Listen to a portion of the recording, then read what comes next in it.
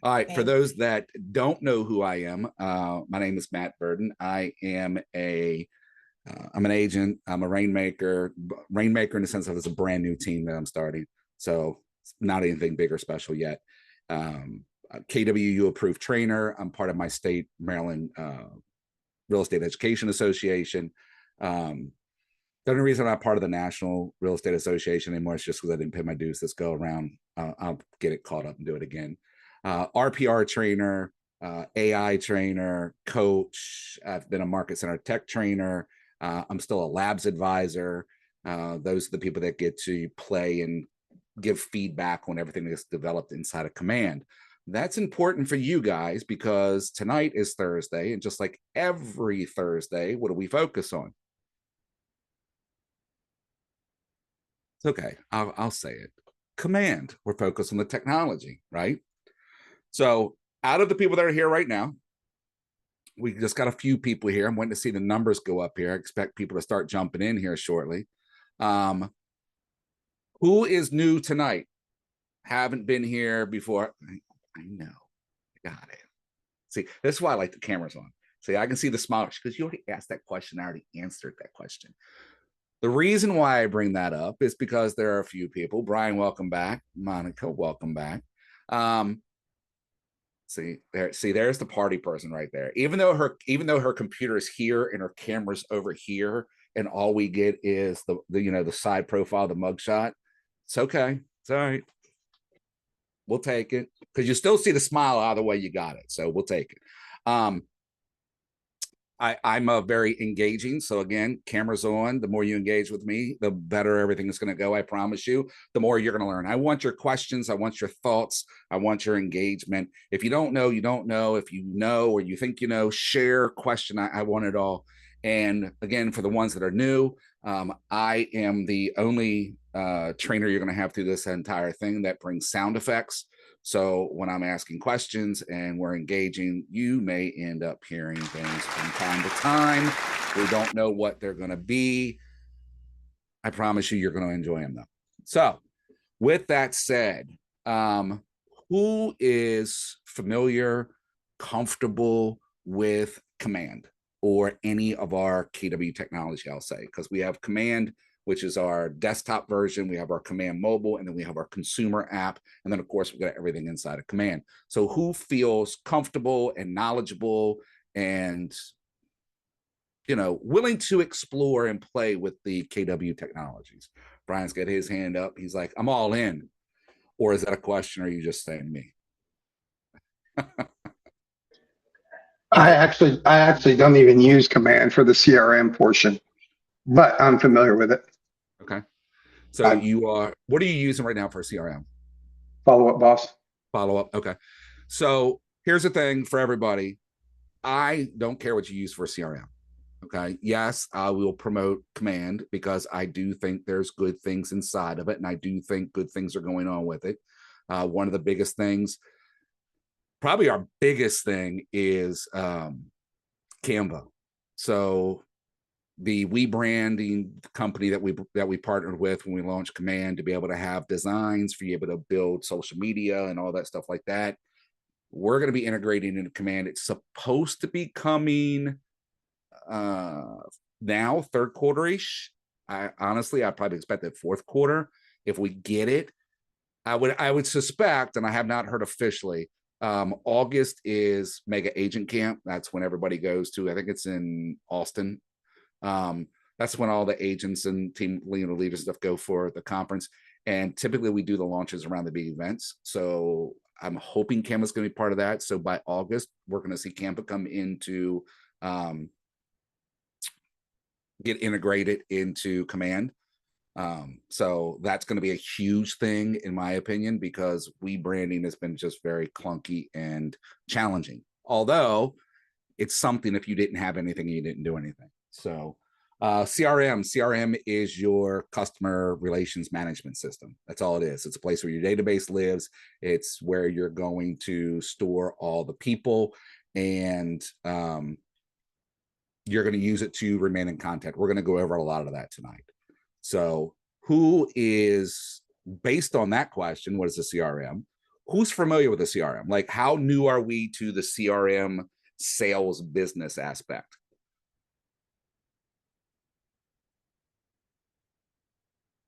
A lot of us are who's, let me ask it this way, who's opened command and gotten into it and at least explored it? You've gone in, you clicked around a little bit, you've done a few things. Okay. Who doesn't even know what I'm talking about?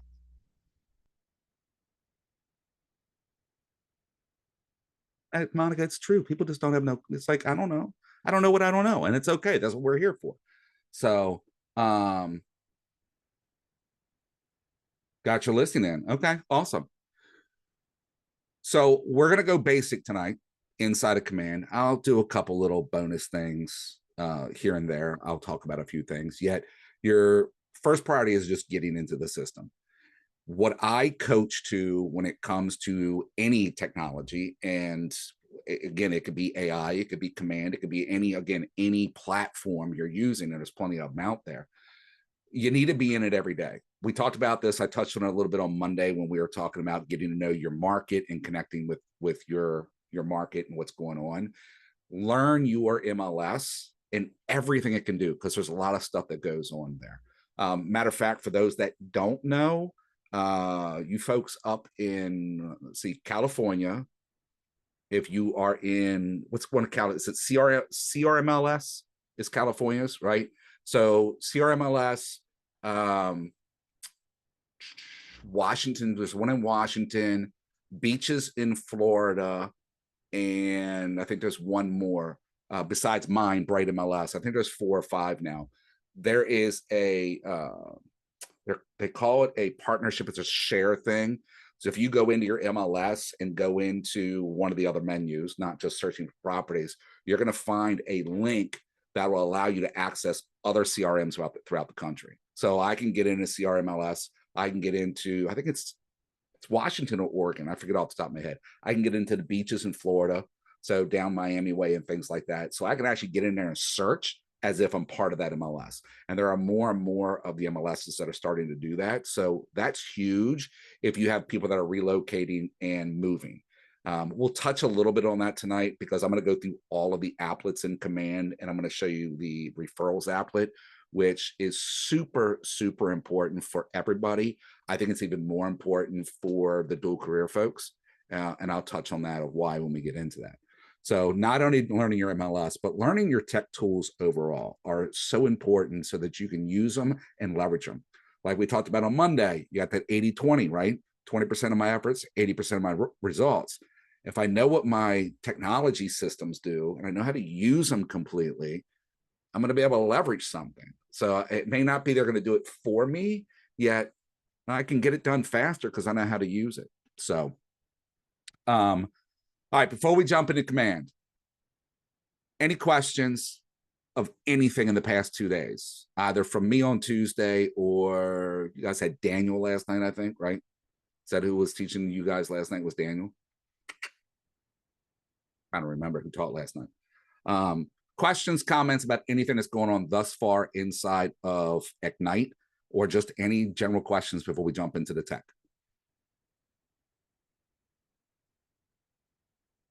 None? Everybody's got it locked in? Okay.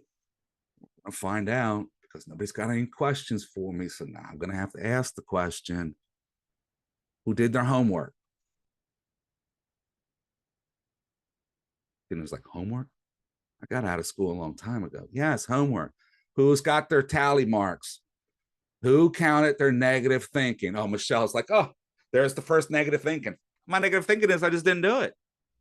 So who counted their tally marks? Who checked their, Nia, you did? How many did you get? How many did we get? Who did it? Who, at least, if you didn't write it down physically, how many of you actually took a minute and went, that's what we talked about on Tuesday? Anybody have one of those aha moments? Monica. I did. I probably tallied before I lost track about 10 to 15. And then I In an also hour, a realized day? Like, from then until Wednesday, so within the last 48 hours. okay. Okay. But I also realized that one of my C's, like if I was commiserating with someone, I tried to stop criticizing or complaining with them. So it's just interesting to notice how when you, even if you don't start it, you could easily get wrapped into it. So I did have some default tallies by just joining a conversation. Love that. Well, they're not default, they're there because that's one of the 5 C's, right?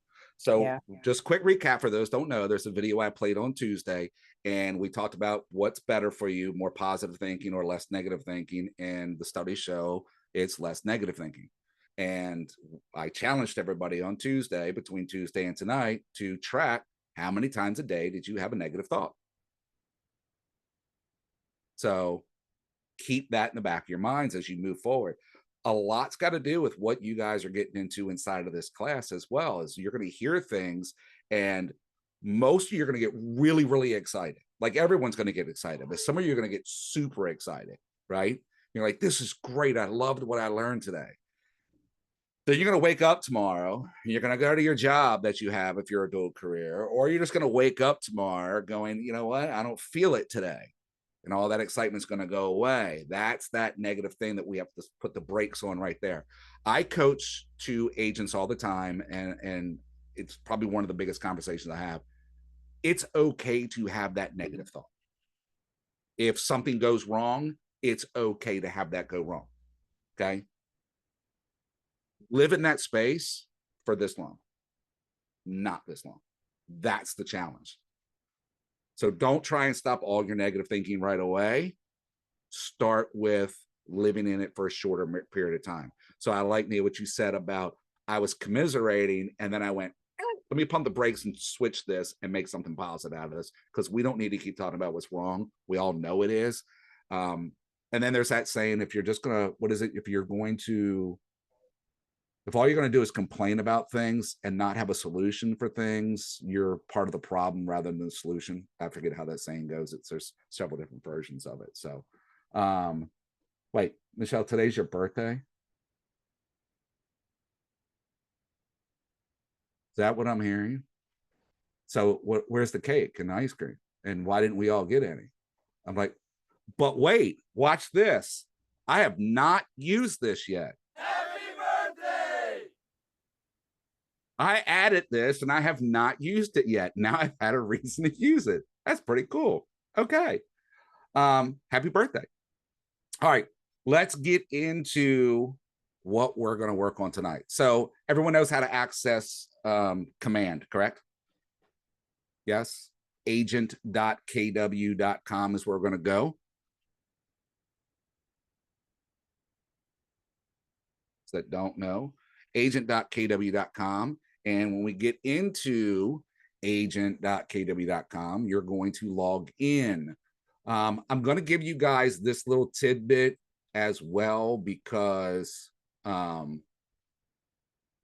are aspects, new security updates and some aspects, new security updates that when you're logging into command, you very well could be asked to verify your account.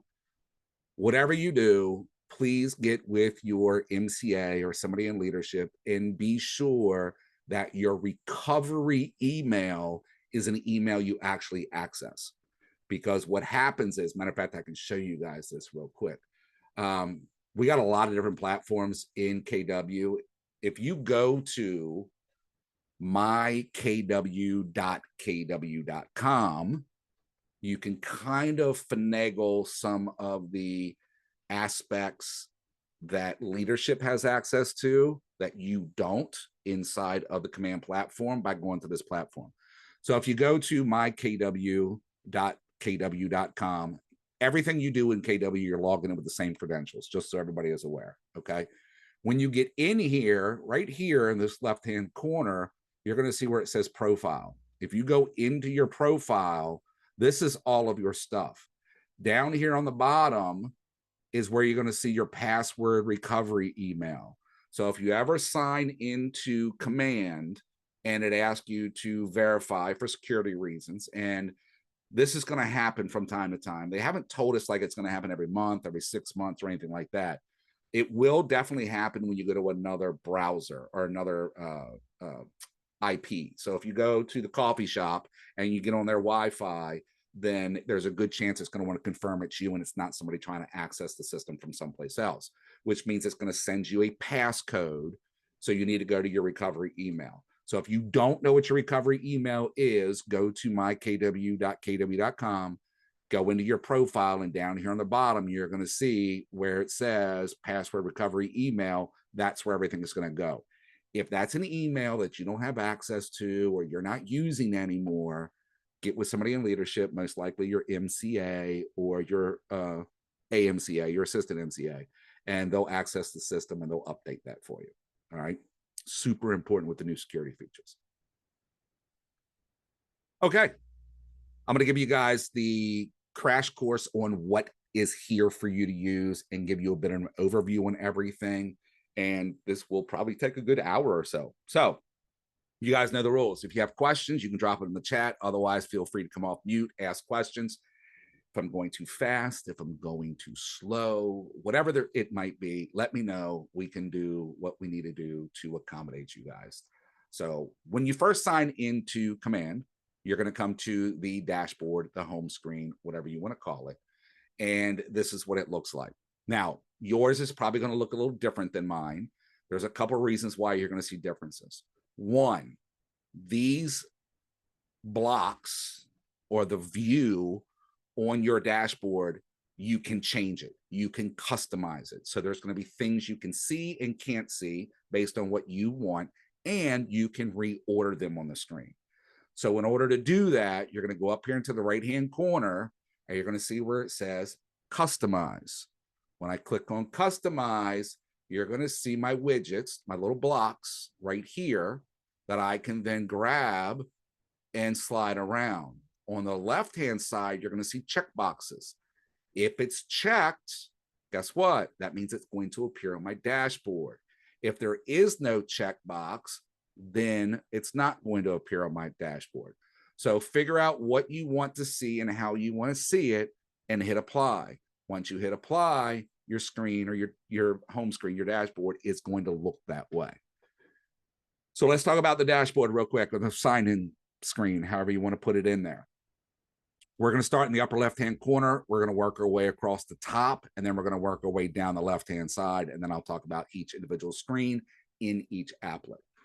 On the left-hand side over here, you got a red box with a white KW. Underneath of that, you have the applets. That's what we call them. They're applets. They're programs. They're apps. They're functions inside of Command. Each icon represents something. You can hover over the icon to see what it is, or you can click on the red box with the white KW and it will open up the menu so it actually puts the names next to it. I would recommend doing this until you are comfortable and kind of know the icons by default, and you can just click on it and go where you want to go. Next to that red box, we have Command. Command is where we're at. This is our CRM. This is our database management. This is our designs, our reports. This is everything we need to do is inside of Command. We're going to go over that separately in a minute. Next to that, if you guys remember, I mentioned on Tuesday, there is KW Connect. KW Connect is our learning portal or resource portal. So if I click on Connect, it's going to take me into the learning side of everything. Here's your learning home, basic home screen, generic stuff. You can get into your learning. So if there is a something you've started, so there are videos you can watch, there are on-demand trainings, they're going to be inside of here. If you're just looking for training overall, you can go into the browse category, or at any time just hit the search bar and type in what you're looking for. For example, on Tuesday, some folks asked, where is the student manual for Ignite? And guess what? It's right here. So I can go to Browse All. Here are the KWU courses. This is a KWU course. So if I look at this list, I'm going to see Ignite right here. And if I click on Ignite, it's going to open up. It's going to give me an overview of what this is. And then if I scroll down further, you're going to have all the content for this course. So if you don't have the student manual on hand, you can go right here. You can click on this student manual and it's going to open it up for you. Now, all of these are Google Drives. That's where everything lives. They are open for anybody to view.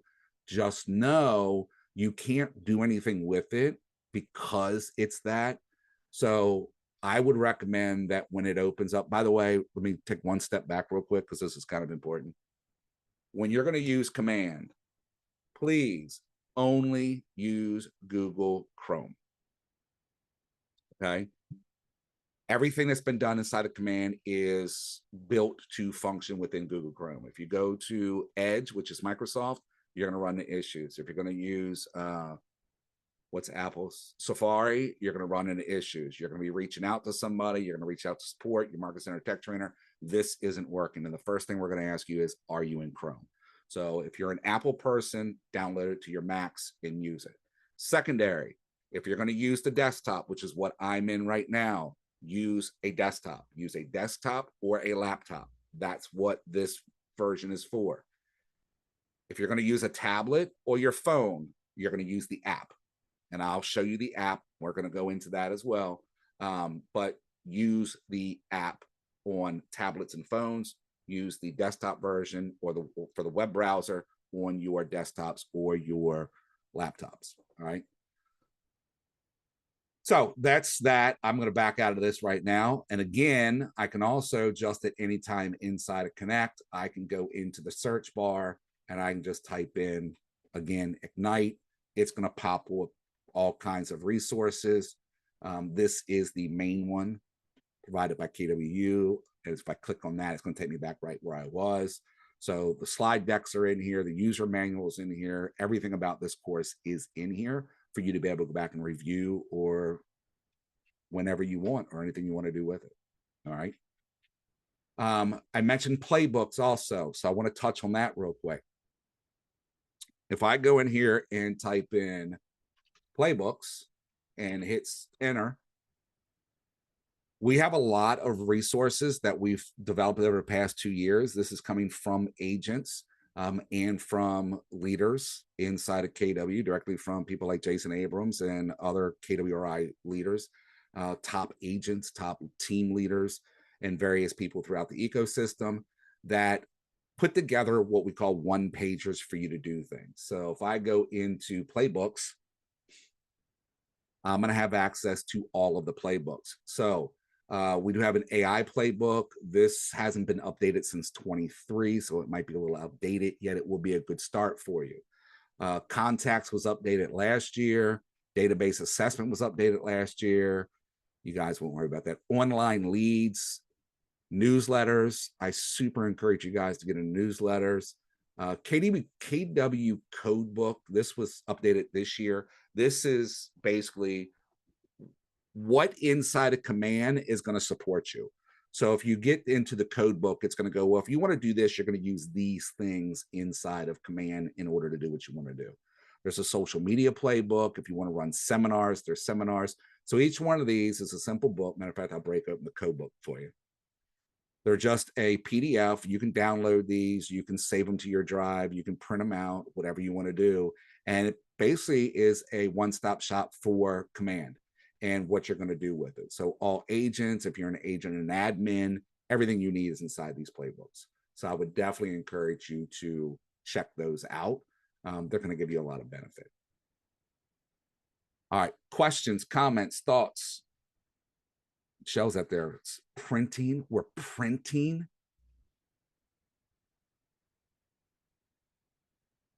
I got a lot of notes in it. And Michelle say on Tuesday, don't you do a lot of notes, Michelle? And then what you said. All right. So moving across the top further, right here, somebody asked about this on Tuesday as well. This is quick. This is the KW AI.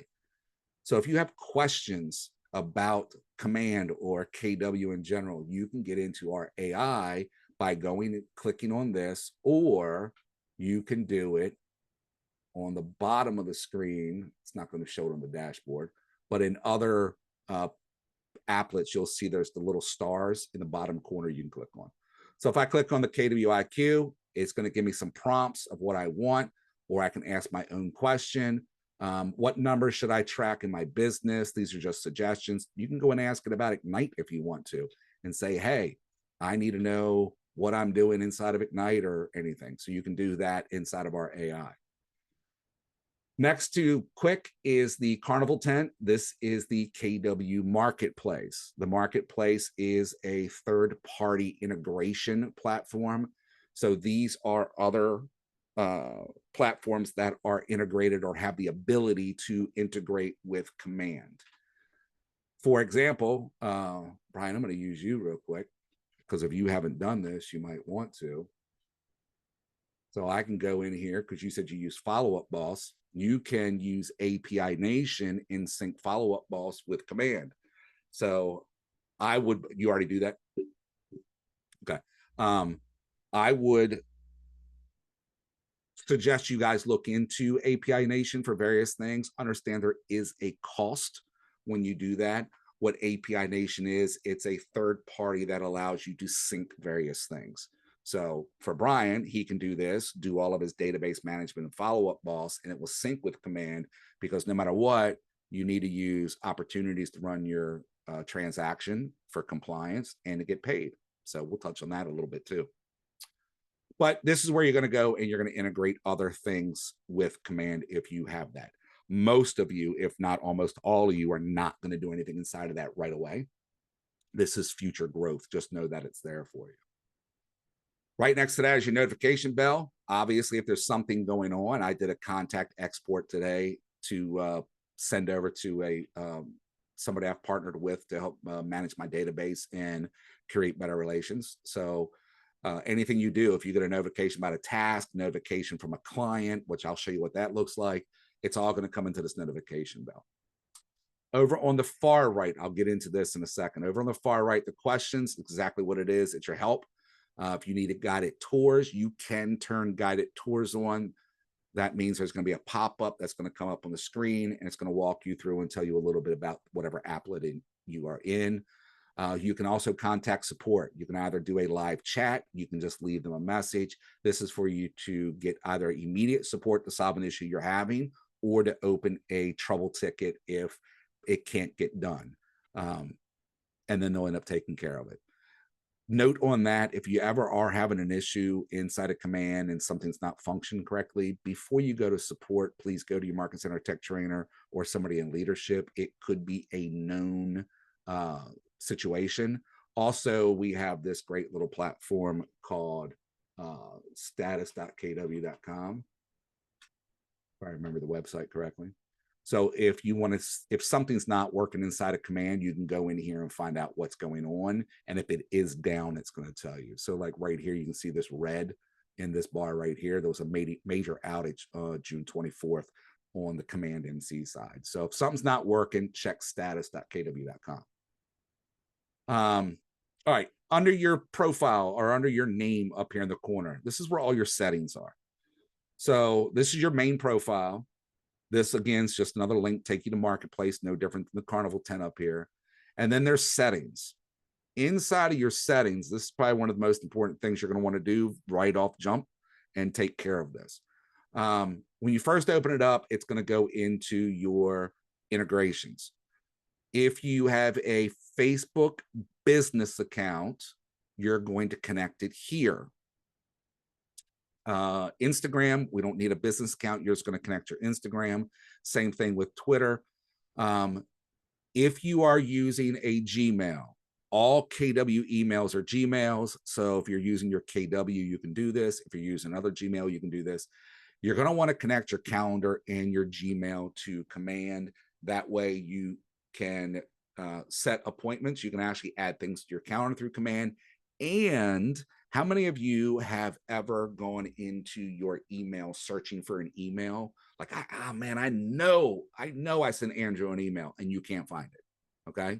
I see Christina like, yeah, I do that. I do it all the time too. If that person is in your databases, in your contacts, and you have your mail connected, you can go to the contact and all your correspondence is going to show up in the timeline on the right-hand side. So now you don't have to sort through all the other emails. you're going to be able to open it up and see it inside of there. And I'll show you what that looks like in just a minute. Okay. When we get into context. So if you're going to run paid ads when it comes to Twitter and Facebook, you have to connect that someplace else. It's kind of a double connection aspect because of the way we did campaigns. So log into that. Command email, I don't see a point in changing this. You can connect your MailChimp and everybody gets a MailChimp account for up to like 1,000 or 3,000 or 5,000 emails or something like that. I just use the command email. What you need to manage on this when you click on manage is the name of the sender, make sure it's your name, and then what email will replies go to. So if I send an email out from my database through command, whether it's through campaigns or smart plans or anything like that, and somebody receives it and they respond to it, where's that email going to go? So you need to designate which email it's going to go to. And you're going to do that in here and save your changes. I touch on this. I got a love-hate relationship with Twilio. Twilio is a third-party messaging system. This will allow you to send text messages directly through command.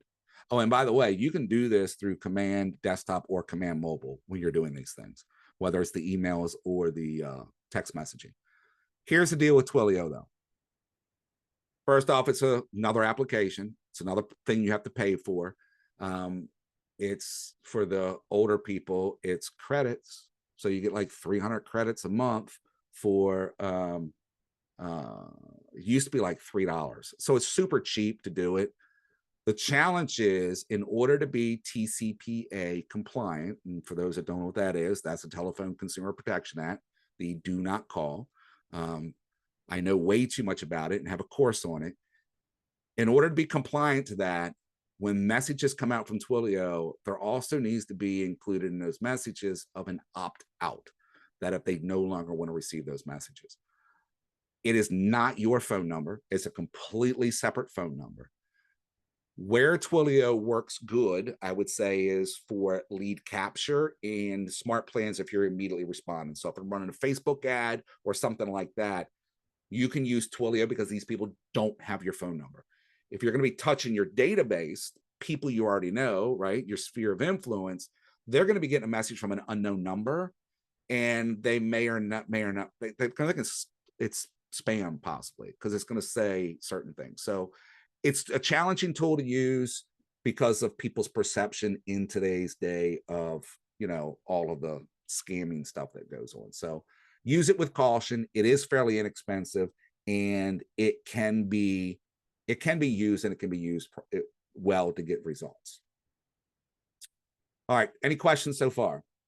It's kind of boring and drab, but don't worry, when I get into the applets, it'll get a little bit better, but I want to cover some of these basics for you real quick. I won't spend much more time in settings, and then we'll get into the applets, I promise.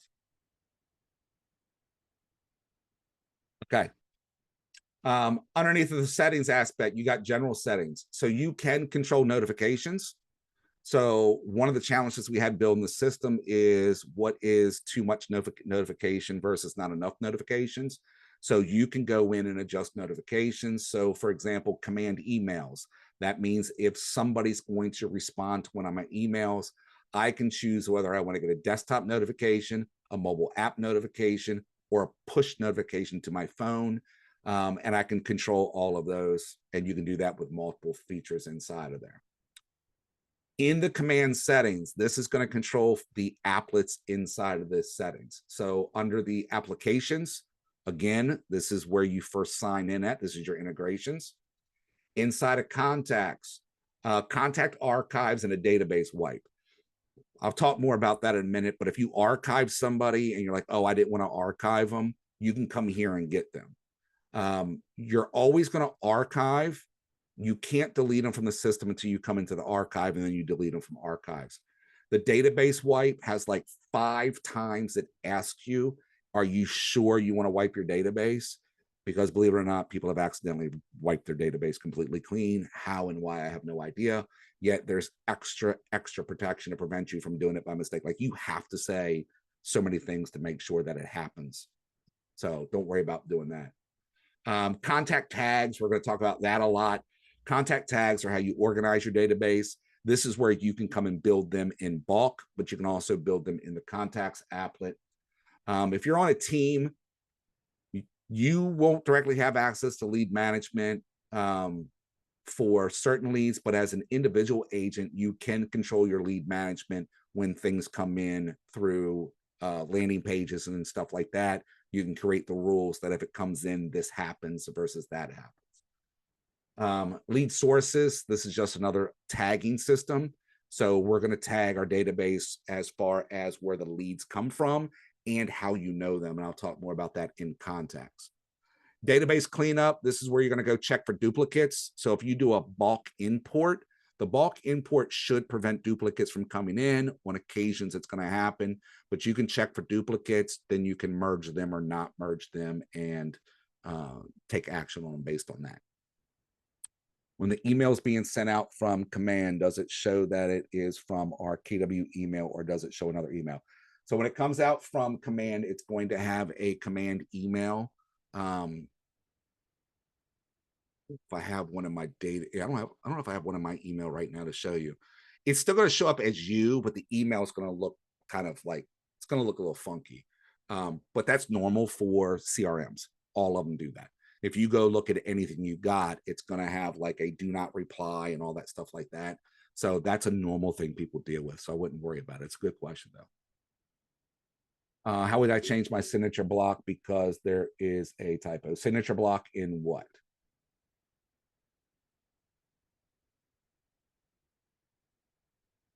You're talking about in your email as far as you're in Google right now in your actual email, because that's not going to be in command. What's a different place? In order to do that, you need to go into your settings inside of your email. So if I go to, for example, it's a good question. It's a fair question. And since we're talking tech, for those that don't know how to do this, having signatures in your emails are good. So if you're inside of your Gmail, you're going to go into your settings block, your cog up here. You're going to go to see all settings. And when you get into all settings and scroll down, your signature line is down here and you can make edits to your signature right here. All right, here's something important inside of this. So there are other things, custom fields, there's settings inside your opportunities. The opportunity settings are going to be more around client updates. I'll talk about that a little bit when we do opportunities, but you can do your checklist and things inside of opportunities that will then allow the system to send automated emails. So as you check something off, it will send an email to the client, let them know it's done. Inside of reporting, remember we talked about your trackers? Everybody got that spreadsheet, that Google Sheet that I gave you guys?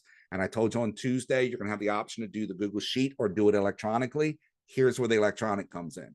So if you are on your computer right now and you are following along or you're playing along and you're inside of command, go into settings and go to this point because I want you to turn this on. Because you have to turn it on in order to have access to it. All right.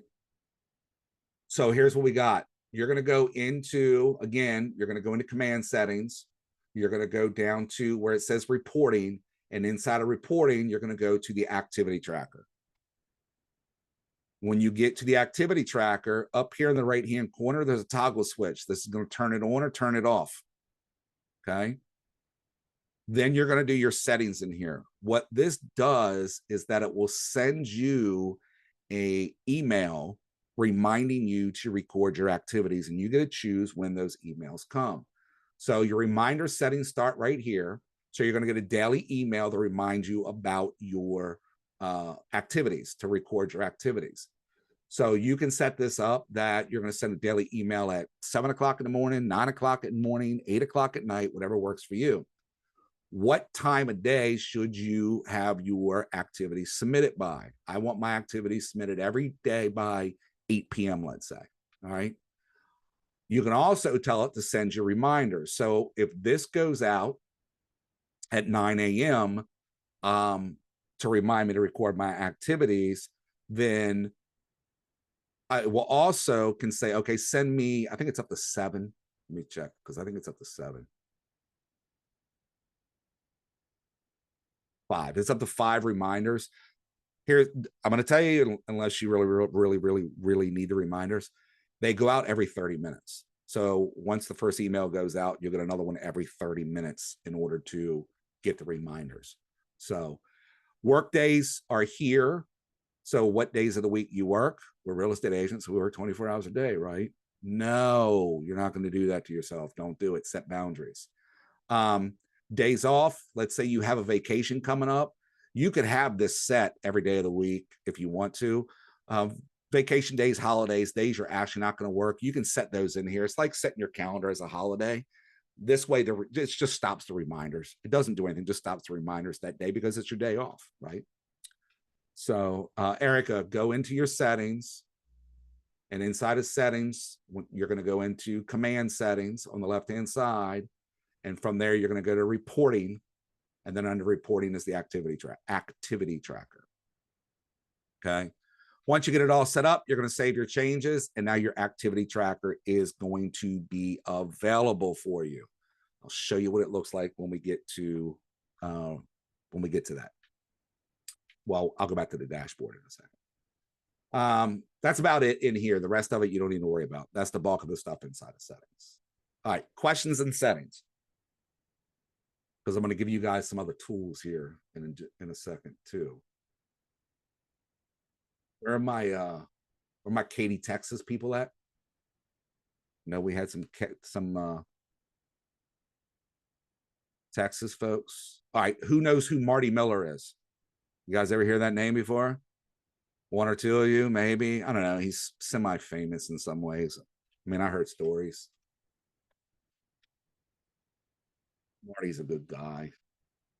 All right, so the reason why I bring Marty up is one of my resources. Go to YouTube. When you get to YouTube, go search for Marty.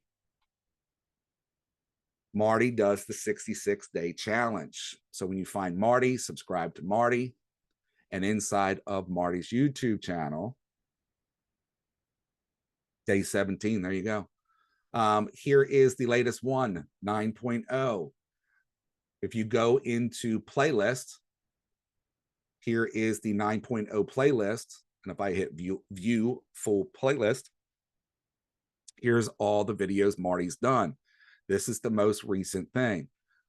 One of the reasons why I love Marty is because he does short videos. They're all about 10 minutes long because ain't nobody got time for 2-3 hours worth of watching videos, right? Bad enough you guys are here with me. Come on now, let's just admit it to one another, okay? And he's got it broken down so that if you are looking for a particular thing, you go find that particular thing, okay? So follow Marty, get his stuff, and you're going to be good to go. The other thing I'm going to give you, what market centers or what agents are using Scott Leroy marketing? You probably did your onboarding with them if you're familiar with Scott Leroy. Scott Leroy marketing is another resource. When you go to Scott's page, in order to access anything as an agent, you're going to go to agent resources. You need to log in. Your login's only going to be your market center number. I know like 400 market center numbers, so I just pick one and go. It doesn't change anything. It's not specific to the market centers. When you get in here, you're going to have resources. So under your agent resources, there is training. So there's a training calendar, there's recorded trainings, there's support things, there's marketing support. With Scott, his recordings are seminars. A lot of them are hour-long, 45-minute to an hour-long seminars you have to sit through. Now, Scott also has a YouTube channel, and there are more shorts on there. But a lot of Scott's stuff is a little bit longer. So if you really want the longer version and a deeper dive, do this. Otherwise, go to Marty and get the short, down and dirty, and quick and to the point. The other one, remember earlier when I said, if you have an issue, please go to your market center tech trainer or somebody else. One of the first places you should be going is here. This is answers.kw.com. Has anybody ever been to answers.kw.com or been shown it? No?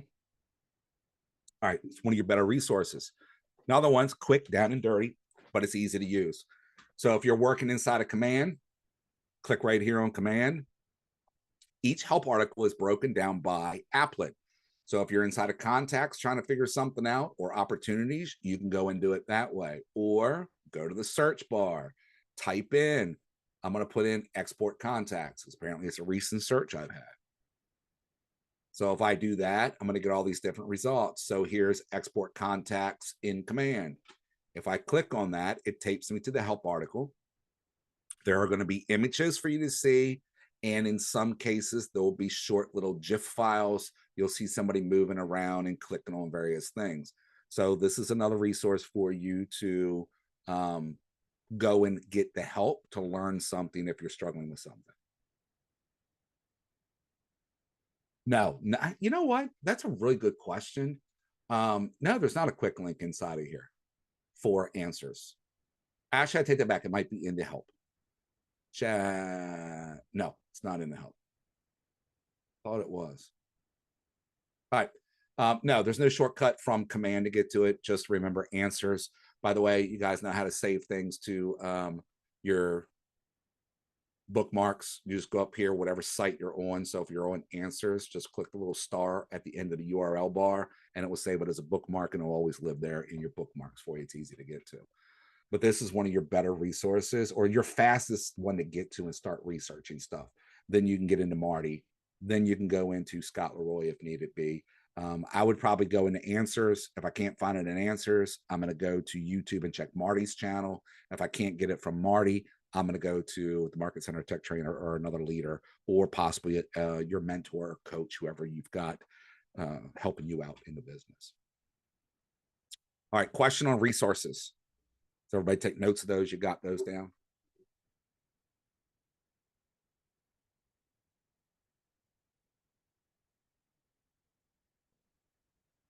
Let's dive into our applet. So I'm going to go back to the dashboard.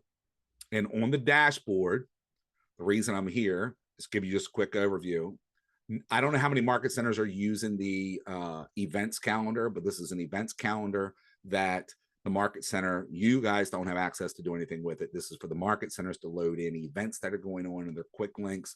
When I was the Market Center Tech Trainer, I added our training calendar. So anytime our agents in either one of our market centers are in command, all they have to do is click on this and it goes directly to our training calendar, and they have the ability to access the training calendar at any time. So that's what we added. So if this is not being used by your market center, I would go into customize and just get rid of it because you're probably not using it. There is product updates. So things that are going on inside of command. Here's where your product updates are going to live. There is a notepad that you can turn on and off. It is literally that. Take some quick notes on what's going on. There is a recent lead aspect that you can get in and check your recent leads. Your profit share. There's a database health score, so you can see how your database is doing as far as do I have all the phone numbers do I need? Do I have my emails, addresses? What do I need to work on inside of my database? Goals, we're going to set some goals tonight. So if you guys have not signed into command, I want you to make sure you get signed into it, because I'm actually going to want you guys to set some goals, at least a preliminary, and start playing with it. And then your tasks. However, I also have on mine my activity tracker. As you see, I don't use it, and I should. I know I'm bad. However, it is here, and I'm going to encourage you to use it. I don't use it as much as I should because I do more training and coaching than I do sales. So it's a challenge for me. However, when you have that activity tracker on, you're going to get an email. Inside of that email, you're going to have the ability to click on a link inside of that email. So, for example, here is the email that comes from Keller Williams, right? Command. This is it. It's pre-made. It's short. It's sweet, and it's simple. And you get a link. If I click on this link, it's going to take me to the page to record my activities. So I'm going to click on it. You do not need to be signed into command. You make a liar out of me. I guess we have to now. So what I'm going to do is I'm going to get rid of this browser because I don't want that one anymore. do it from here. Same thing happens here when I hit submit activities on command. If I hit this, it's going to open up. We didn't used to have to be signed into command to record this. That's weird. But here we go. You can go back for 7 days. You can't go forward because obviously tomorrow hasn't gotten here yet. I can go back for up to 7 days if I haven't recorded my activities. That's as far as back as you can go. Let's say I'm going to record my activities today. I love this. It's simple. Did you have a good day or a bad day? Smiley face, happy faces. Okay. Go back to your therapy session, folks. Right. Identifying the butterflies or the ink blots, whatever it is. Okay. How many hours did you spend lead generating or finding new clients? So how many hours did you spend actually doing activities? So that would take us back to, for example, back to your daily success that we have in Ignite. It goes back to the bold that we have that we provided you guys. Go back to your brain rattler. Who have you reached out to generate new business, create new relationships, and how many hours do you spend doing that? All right. You're going to record that here. Then you're going to record a general overall number that says, I talked to X number of people. Talking to can be voice or text. So when we're talking about text, excuse me, it can be text on a phone or it can be direct messaging. So it's just nonverbal. What did you do to find these people? So did you reach out to your SOI? Did you do texting? Did you do social media?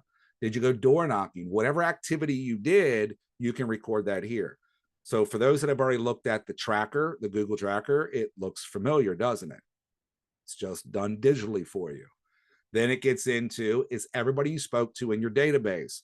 Remember, you guys are going to learn this starting next week. Daniel covered a little bit last night. What is your number one job as a real estate agent? What do you think your number one job is? Give you guys a chance to talk. You know, you're close, Brian. You're close. Lead generation was the answer in the chat. You're close.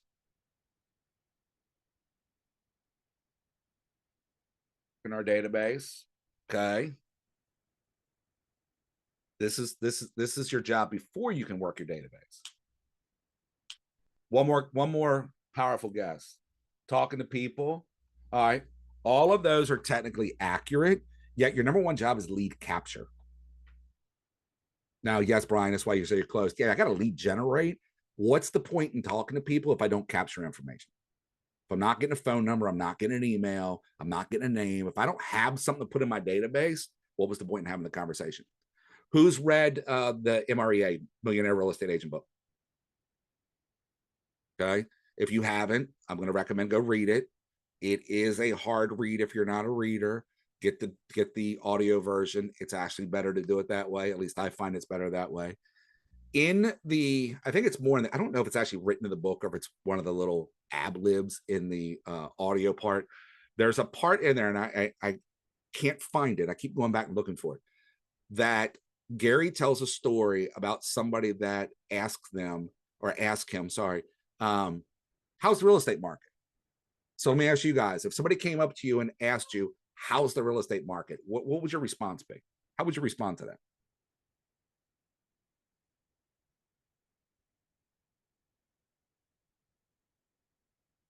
Or not respond. Hold on.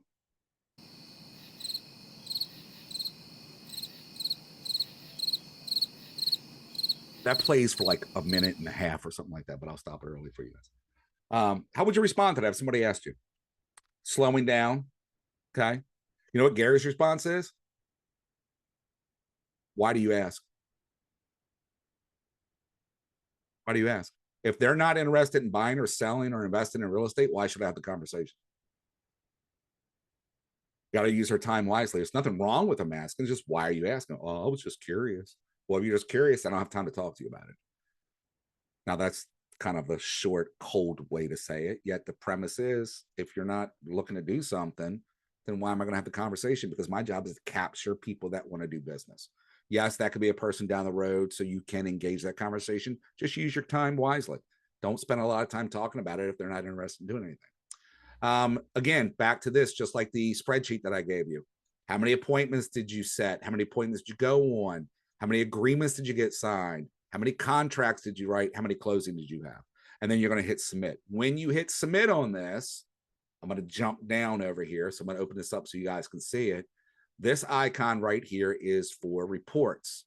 So if I go into my reports, guess what I get a look at? I can now go into my reports. I can go up here where it says activities, and look, I get a calendar showing me what I've put in there on a regular basis. And then it gives me an overall, how many hours am I spending? How many conversations am I having? How many appointments and everything else am I getting or not getting? This is the data we need to follow. This is why recording this information, again, whether it's on the spreadsheet or if it's inside the activity tracker, you need to track your stuff. So this is one of the really robust things, in my opinion. It's simple, and we all struggle to do it because it's hard to put in here zeros any or every or whatever days you put a zero in here because you didn't do anything. Because the last thing we want to do is tell ourselves we didn't do anything. Yet if we go back to our conversations on Tuesday, this is where the accountability comes in. So you got to turn it on. For setting up the daily, you got to make sure the toggle is on the right-hand side when you get into the activity tracker. First thing you do, upper right-hand corner, there's a toggle switch. Make it go from nothing to a green. Once that comes on, you should be able to change those and start editing those times.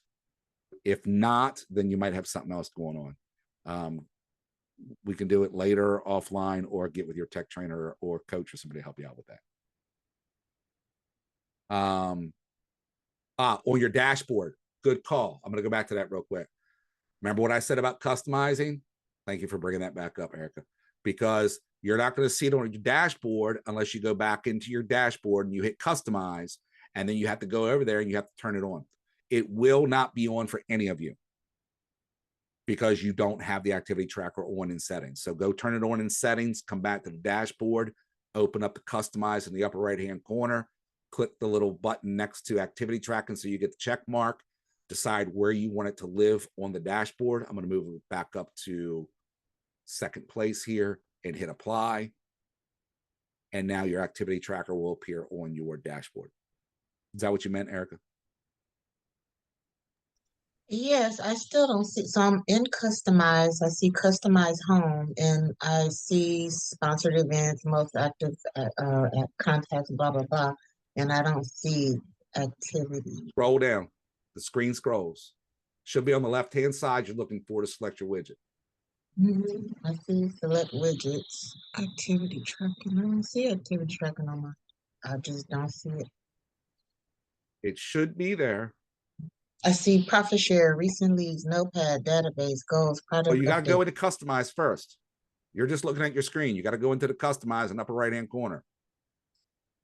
Yeah, I clicked on that. I'm at customize home, and I don't see activities widget on the left at all. Then you need to make sure that your activity tracker is on. So real quick, because I see everybody doing this, which is great. So let's make sure it's there. So we'll go back into settings real quick. Go into our command settings. From command settings, we're going to go to reporting, and then you're going to click on activity tracker. This right-hand corner up here. Oh, okay, it wasn't on. I see it. You got to turn that on and make it green. Okay. And if you start changing your times and stuff over here, okay, you need to make sure that you hit the save button if you start changing those times. But all you have to do is turn this on. You can just let it sit at default right now. Then you're going to go back home. Once you get back home, you need to go to customize again and open up this tab. And then activity tracker should be down here on the bottom left, and you should be able to put a check mark next to it. I see it. Thank you. Got it? All right. Yeah, or refresh the page. Sometimes it can be slow. Here's another thing you're going to want to do from time to time is for those that are not super tech savvy. Well, let me ask this. How many of you save your passwords inside of your browser? Okay, stop it. it's not really that safe to do that.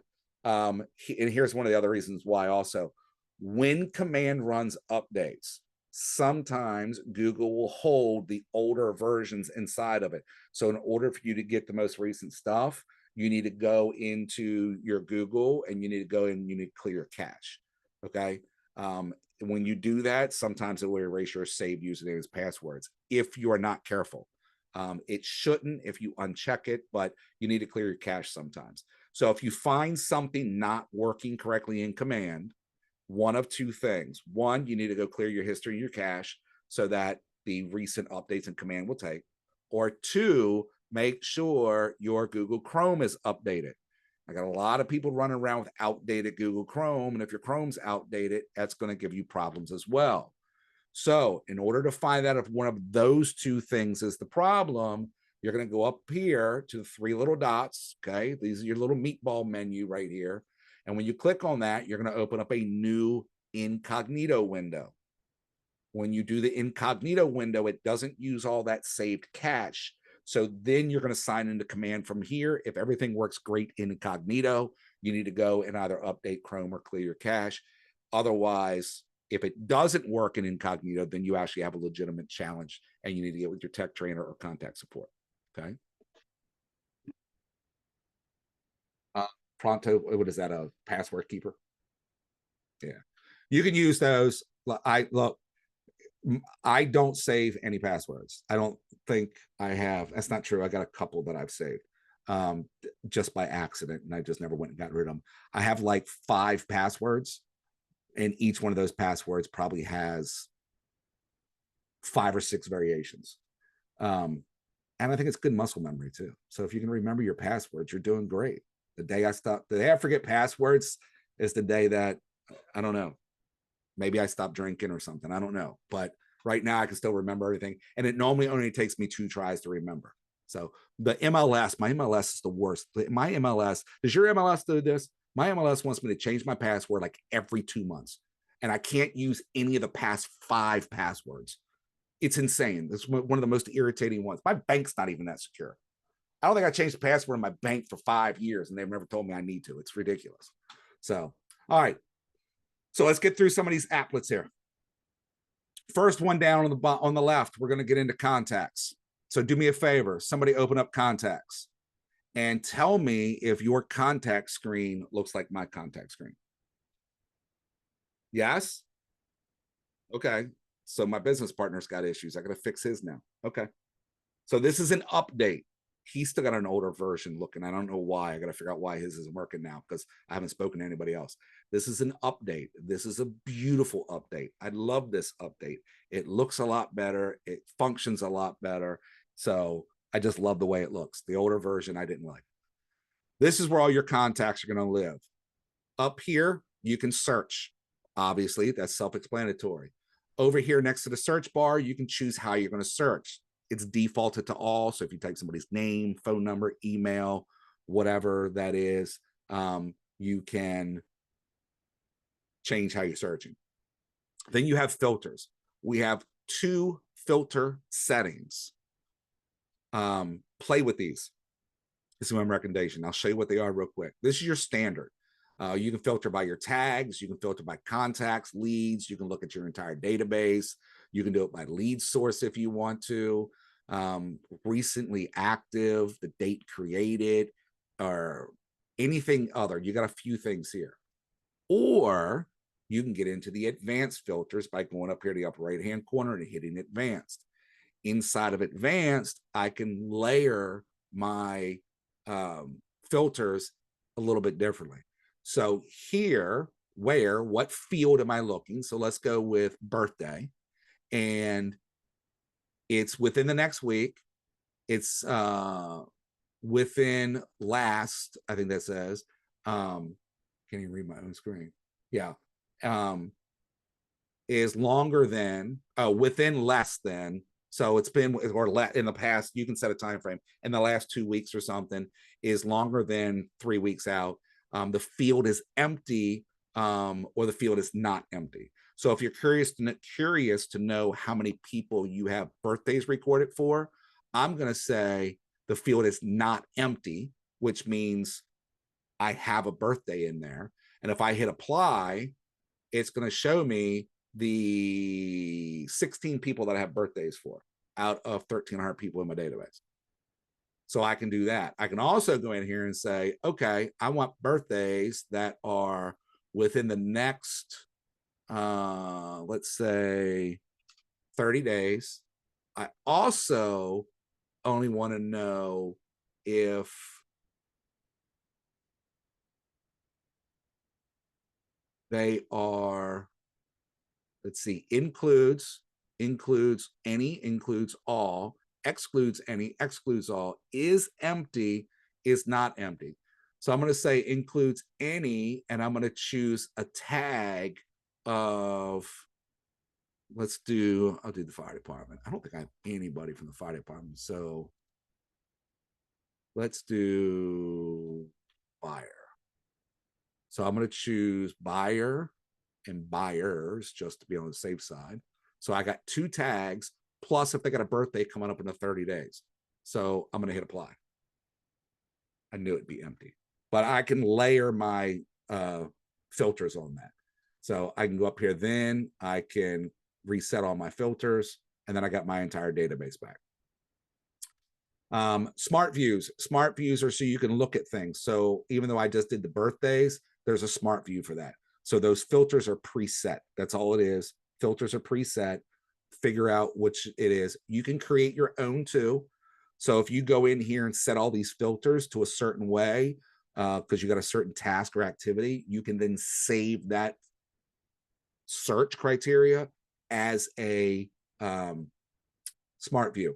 So then you can, and then name it. That way, if you ever want to go in, let's say you're working with investors or military or whatever the case may be, then you can always just go to your smart view and immediately change over to that without having to go and do all the filters all the time. So use your smart views. All right, still working across the top right-hand side. You got your little elliptical menu right here, the 3 little meatballs. You can go in here and export all your own contacts, or you can export mailing labels. You can also import contacts. So you can import bulk contacts. Okay, so if you have contacts, who has contacts in their database right now? Who's already loaded people in their database? How many people do you have in your database? Let me ask you that real quick.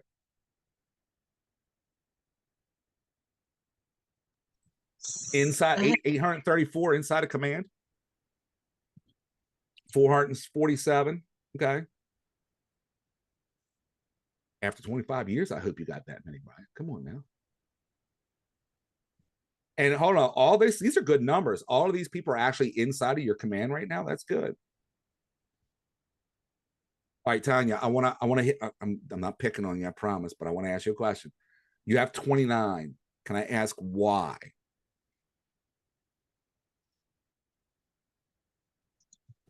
There's a reason. Can you hear me okay? Yeah, go ahead. Okay. Because of my role right now, I'm currently in leadership. I just completed course 3, so I'm getting my license here soon. I'm testing next week.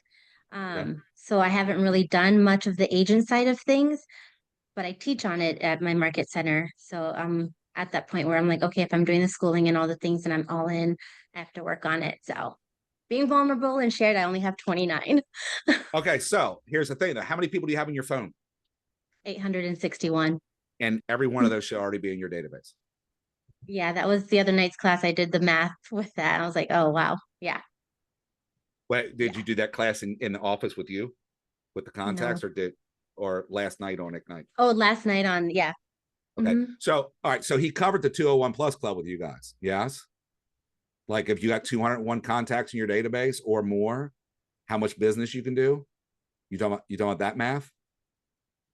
No, it was like to do the math by maybe, yes. I don't know. I'm bad at math, so it could have been. It took me a while. So you're not an MCA, is what you're telling me. That's all I need. Correct. Okay, I don't want that one. No. Yes. Fair enough. All right. So everybody should have everybody inside of your phone right now inside of your database. Like everything should be inside your database. So let's talk about that real quick since we're in contacts. You can use a spreadsheet. So if you're using Google Contacts or something like that, you can go and download that spreadsheet and you can import it into command. Or we go back to the marketplace and you use API Nation, because API Nation has a sync feature that will sync from your iCloud. So if you have an iPhone, most people, probably 90% of the people who have an iPhone, your default is to sync your contacts to your iCloud. If you're an Android user, 100% of you have your iPhone, your Android defaulted to sync to your Gmail. Okay. API Nation has a feature where whatever you put in your phone will go inside a command, and whatever goes in command will go inside of your phone. Now, again, there's a cost. I think it's up to $20 a month now. It could be beneficial or it could not. You have to evaluate that on your own. Here's what I'm going to tell you to do, though. So we're going to go back to answers.kw.com. Who has no contacts inside of the command right now? And Tanya, I want you to do this right now, because I want all your people in your database. Okay. So,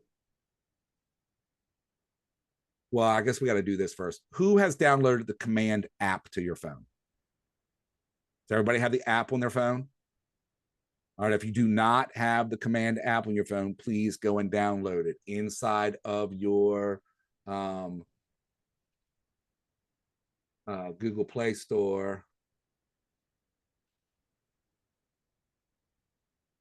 Show you what it looks like, because they're the two apps. It looks the same no matter which one you're going to. So we're going to go to, should bring them up. So you're going to have the command app, and then this white one over here, this is your consumer app. You need both of these on your phone. So if you have the command app on your phone, here's what I want you to do. I'm going to walk you through it real quick.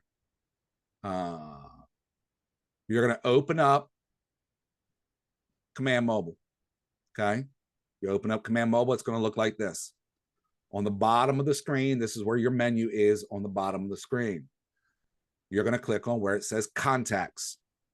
When you click on Contacts, it's going to open up. Tanya's 29 people are going to be there. The rest, you're going to have your 800, 100, whatever it might be. Okay.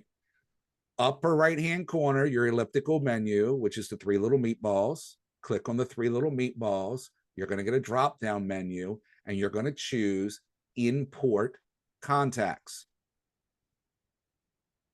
Everybody there? Command Mobile. Click on Contacts on the bottom. Menu in the upper right-hand corner. Click on Import Contacts. You're probably going to have to give it permission to access your phone. And you're going to be importing to your personal account. You're going to say continue. Once you say continue, every contact in your phone is going to appear in this screen. So everybody got that? All right. Here's my recommendation. Do not get picky. Take everybody and put it in there. Okay. Because it's going to be harder for you to go through here and click on what you want and don't want. It's going to be easier for you to go into your desktop and start managing it that way and figuring out who you have emails and phone numbers for and addresses for, and you can delete people or whatever the case may be. You can massage them there. So don't bother checking anything off in any way, shape, or form. You're going to hit continue in the upper right-hand corner. Once you hit continue, it's going to ask you to add a tag to these people. If your database is completely empty, or you have not started tagging people, don't worry about the tag. Or if you want, go ahead and create a tag. Just type in the search, click on the new tag and just put in, like, I don't know, July 10 import or something like that. Find a tag that's going to let you know this is what I imported today. That way you can always go back and find them. And then after you massage them, figure out if you want to keep them or not in your database, you can remove that tag. So either no tag or create something that identifies it as a new import. You're going to hit continue in the upper right-hand corner. Are we there right now? Everybody still good on that? All right. Once you get here, it's going to say begin import. You're going to say continue. You need to leave your phone open. Do not lock it. Do not let it go to sleep. Do not let the app shut down. It needs to stay open until this bar gets all the way up to the top and it is green. Once it gets to the top and it's green, it's going to tell you you're ready. You're going to hit continue. Now, I promise you, you're going to have at least one, if not up to 10. You're going to get a notification when you hit this continue button that's going to say you have failed imports. Don't worry about them. Most of them are going to probably be something that doesn't even have a number in it, or it's going to be like Verizon has the pound whatever to check your balances and pay bills. It will cut a lot of those out. So there'll be some that won't import. So I really wouldn't worry about panicking if it doesn't get imported. You can look at it real quick. It'll ask you to view it. You can download it or whatever it says. You can look at it. Once you do that, you're going to just go back to the home screen, click on your contacts, and now all your contacts are in your database. Whatever is in that database on your phone, it's going to be the same thing inside of command. They literally are going to mirror one another. So you're going to be able to just, now you're going to be able to go to command and open it up and do it. All right, you're saying nothing happens when you go to the import button. Yeah, I've tried to select it multiple times and nothing happens. There isn't any pop-up or the screen doesn't change at all. Update the command app. Make sure make sure your apps are updated. Okay, I'll try that. Yeah, go into your Play Store or your App Store and run an update on the app. Make sure it's updated. Obviously, you're signed into it because you can't do any of this unless you sign into it. Okay, I'll try that. Yep. And if that doesn't work, the only thing I can tell you to do is get with your tech trainer or your mentor, coach, or somebody in leadership to look over it with you, because it could be something simple. That's all. If not, then you're gonna have to go to support, which is why I tell you to go to your market center tech trainer. If you guys do not have an in-house tech trainer, because I know not all our market centers have one, find out who your regional tech trainer is and get with your regional tech trainer. So I actually have a quick question. Good. So when I was trying to do this, for some reason it selected all of my contacts instead of the ones I don't have in the system yet.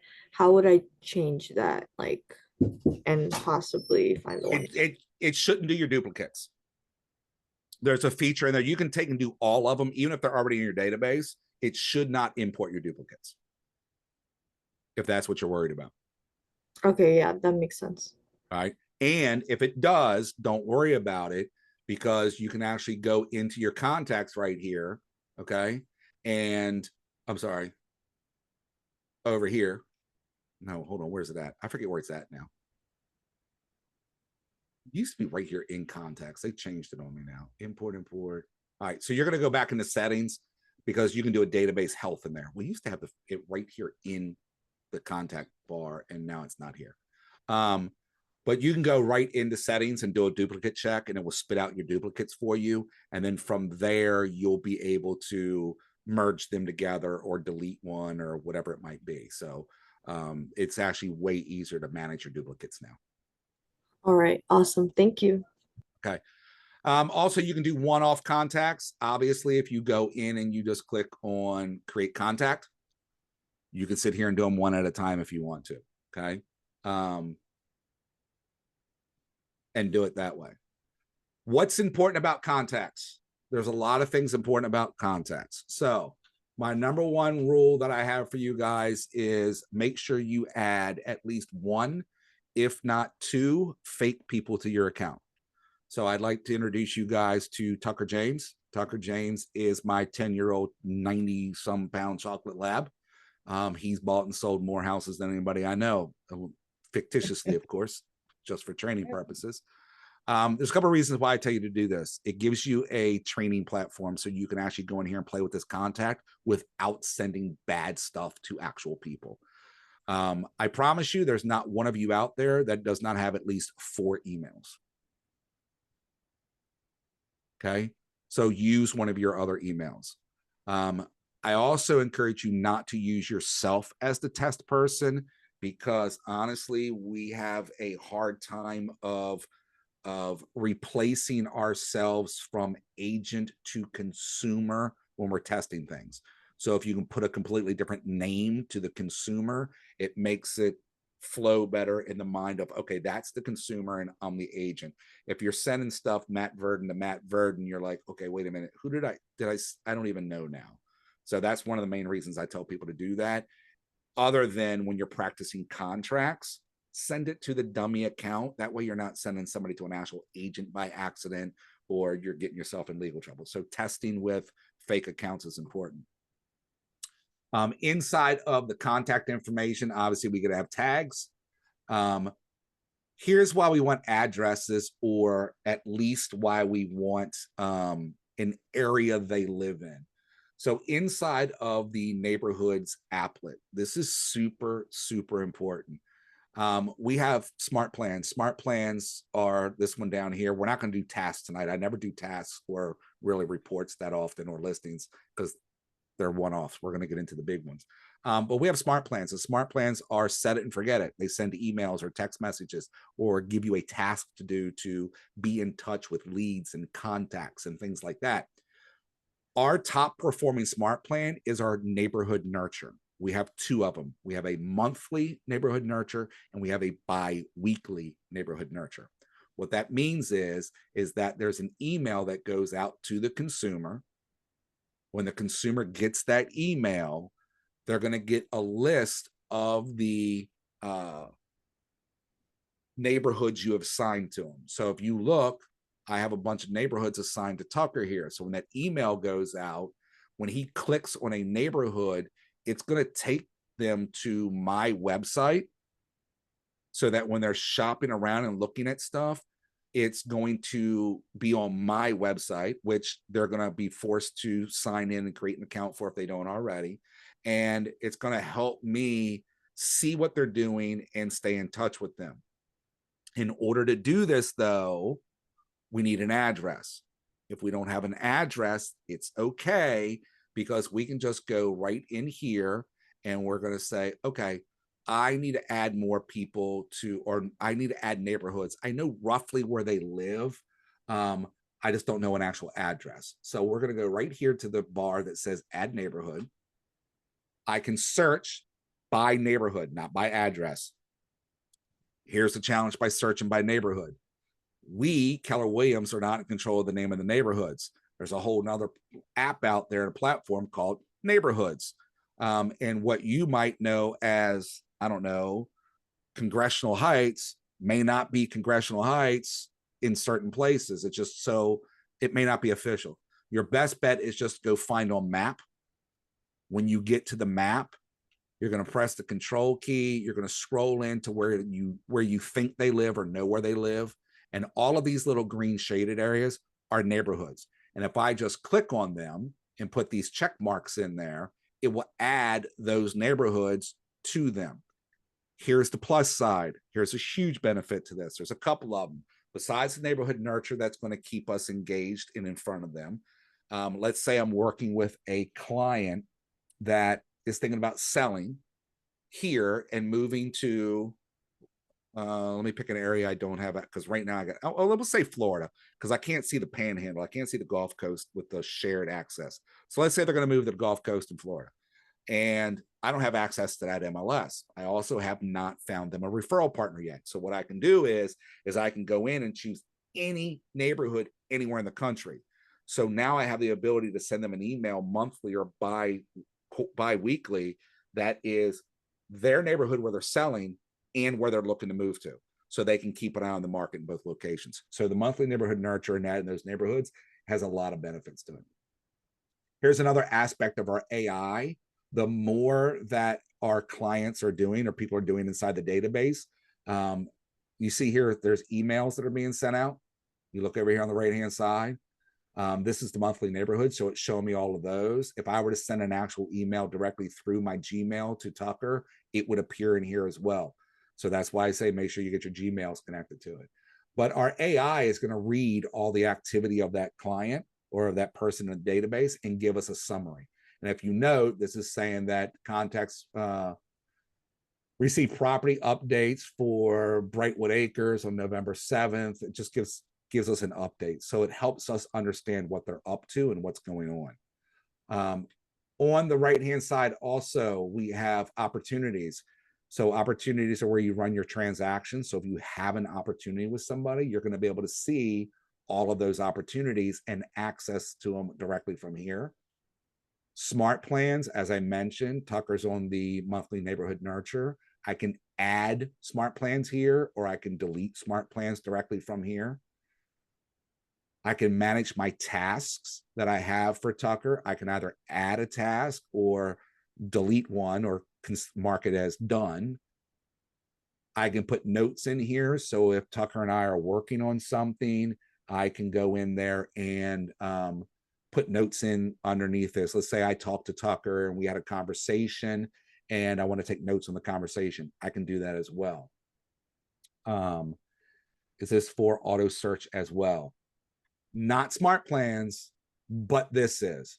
So we do have the ability to create searches within your KW app and website. The person in your database has to have an account. They have to have signed into the app and or your website. Once they do that, I can go into this save searches and I can go in and I can create save searches based on their needs. This is an and, not an or. What I mean by that is all of your MLSs have the ability to set up auto emails. So if you're working with somebody who's looking to buy, you can set up an auto email that sends them properties directly from the MLS. You can do it with this as well. So I would do the MLS and this. They should get the same information. Our search criteria inside here is a little bit limited. It's not as detailed as it will be in your MLS.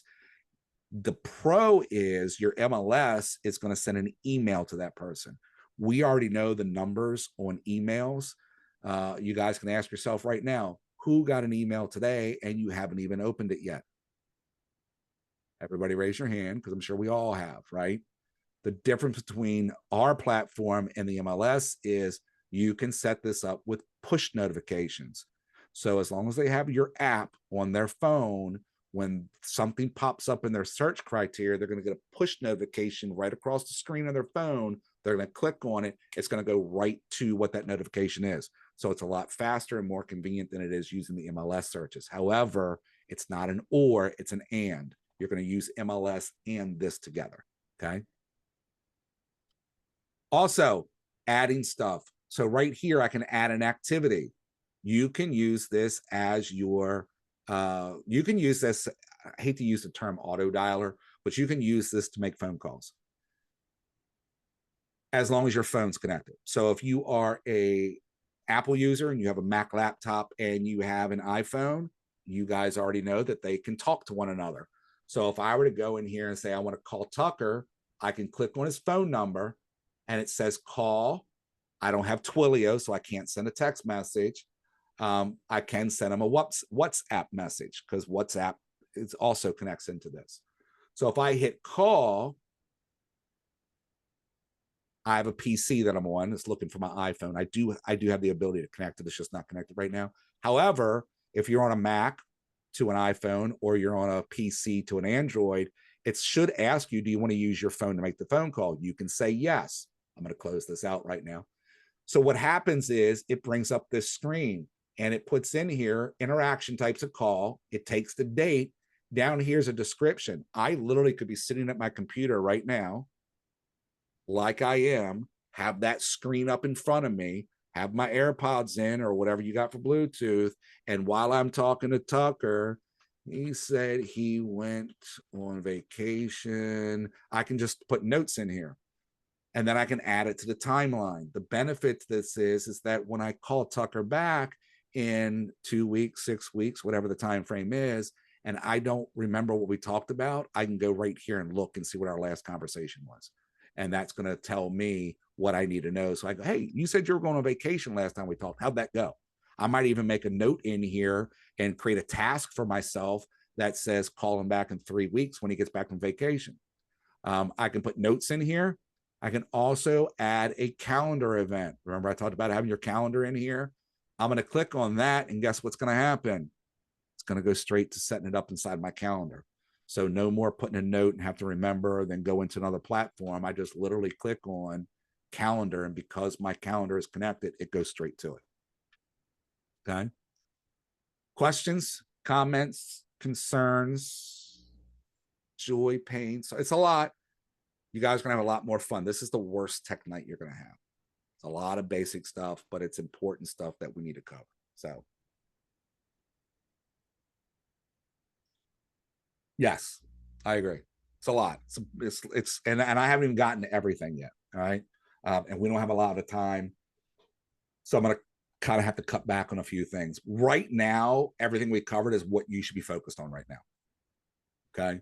Getting your contacts in, managing your contacts, putting tags in there. Okay. So for example, like I said, here's tags right here. If I'm adding a contact, I'm going to click on edit Tucker. I can come down here where my tags are. And if I start typing in here for a tag, let's say I'm going to do something I don't have. Ice cream. So ice cream is not a tag for me. But let's say I want to make ice cream a tag. I can type it in that box and then I can hit create right here. So I can create it while I'm putting a contact in or editing a contact, or you can do it in settings like we mentioned about before. Also inside of this field, when you're putting contacts in here, there is additional information you can do. Phone numbers, additional emails. This is where you're going to put their address in here. In the about section, this is where we're going to record their legal name. So up here where it says full name, if you got nicknames, if you got anything you want, however you know these people, you can put that in this spot. Absolutely feel comfortable. Because if you know somebody by, I don't know, Shorty, right? And that's what everybody calls them, or whatever it may be, you can put that in there. And please go down to where the legal name is and put their legal name in here. Here's the reason why. When you go to into DocuSign and you're going to create legal documents, you need a legal name. DocuSign pulls from the legal name section here, not from the name section. So if you go to open DocuSign, when you create an opportunity, it's going to pull from the legal name field, not the name field, unless there's nothing in the legal name field. Because the last thing you want is Shorty being the name on a contract or something like that, because that's not going to make it legal, right? So make sure you at least put their legal name in here, and then you can put whatever you want up in the full name. So be comfortable with that. Birthdays, home anniversaries, relationship statuses. You can actually put relationships in here. Tucker has one already. Tucker has Dakota. That's my 4-year-old yellow lab. So I've got Tucker in here, or Tucker and Dakota in here as spouses. I probably should make this like a sibling or something like that. Change that. The plus to do that is if you are working with a couple and I go to create an opportunity, in the opportunity, it's going to allow me to put the person I'm working with and then the second buyer or second seller. When I choose that, the default's going to be to put the relationship person in there. So whether it's a sister, spouse, whatever, it's going to do that. It's going to make it a little bit faster for you to be able to do things. Okay. All right. Questions on contacts. Anybody else mind blown? The time is ever going. My head hurts. Is that full headphones? Both sides? Yeah. So nothing's going to fall out. Okay. I have a question about the map. About the what? The map and within the contact. So I have a client right now that I have on auto email through the MLS for a very specific neighborhood. So I just added that neighborhood map into his contact and he signed up with my app. So is he going to get notifications like auto through this as well? So you added, let's go back to Tucker real quick. See if I get lucky and he'll take me back to where I want to be. So you put that same neighborhood in here, right? Yeah. Okay. In order for him to get anything on that neighborhood and what's going on in that neighborhood, you got to go add him to a smart plan. So now you have to go over to smart plans. And when you click on smart plans, it's going to be empty, but you're going to hit add smart plan. And when you get in there, you just type in monthly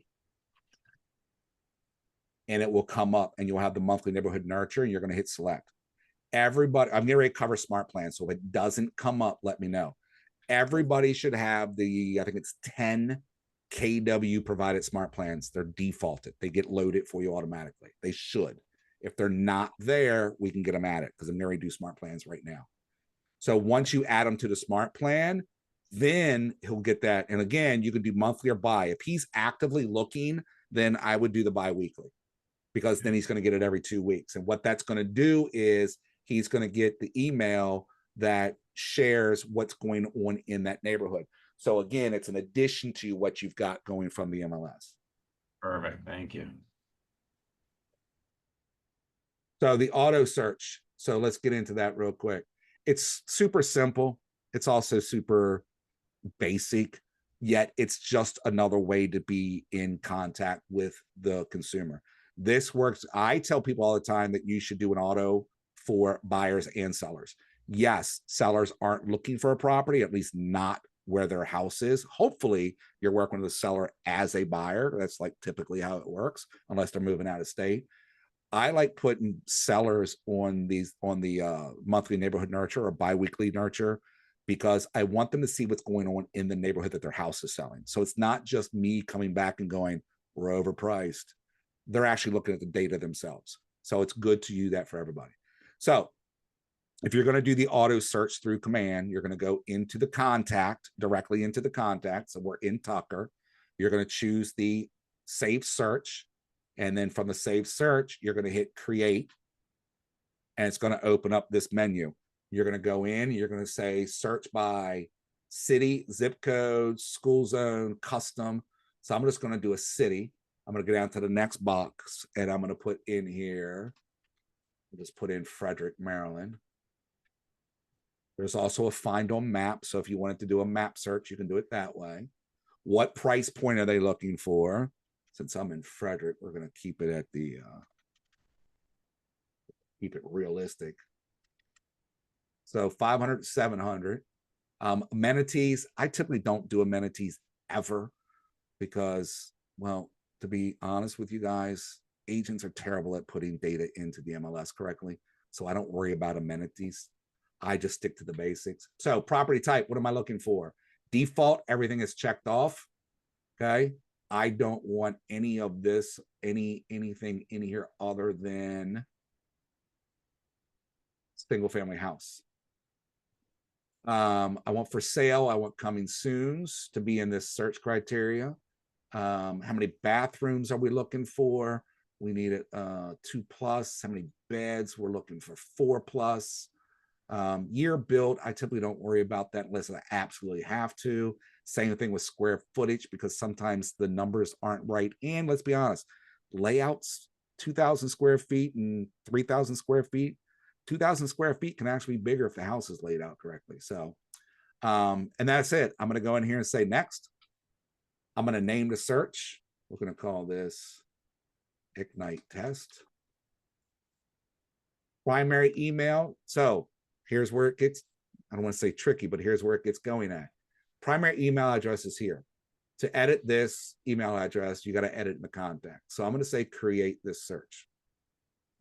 Now, as the consumer, okay, this is where when you speak to your people and you're coaching them through what the app is, what it does, and how it works, get Tucker signed in on the app real quick, and I'll show you guys what that looks like. Second to make a change.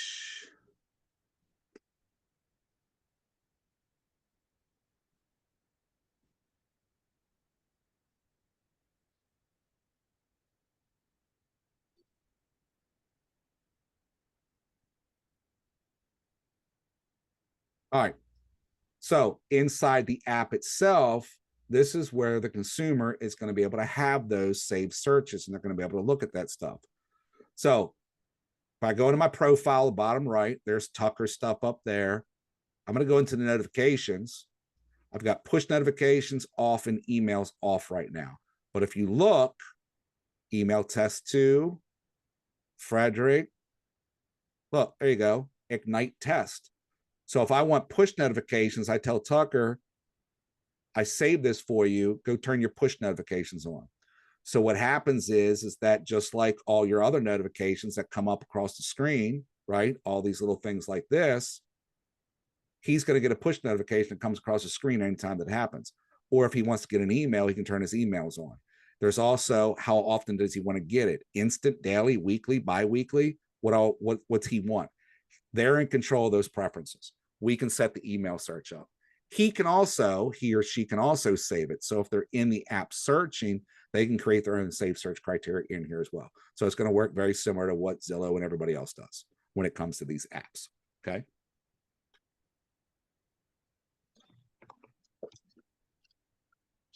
You guys are gonna get a see behind the scenes here in a second. If back to, oh, it did go right back. Perfect. All right. Helpful? Did I answer a question? All right. So how would they sign up in your app? Good question. Let me jump down into websites then real quick. So if we get into the last applet on the left, this will just take a second for you. If you go into the websites, when you get into websites, you're going to go into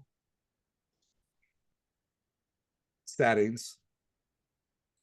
And from here, you're going to be able to upload. This is going to be everything for your website. Okay. Where is, hold on. That's not the right spot. My apologies. Oh, look, there is browse KW answers. If you go here, you can get the answers this way. Where is our thing now? They moved it on me.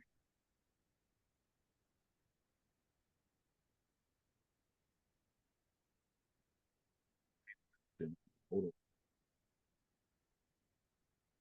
Everybody has a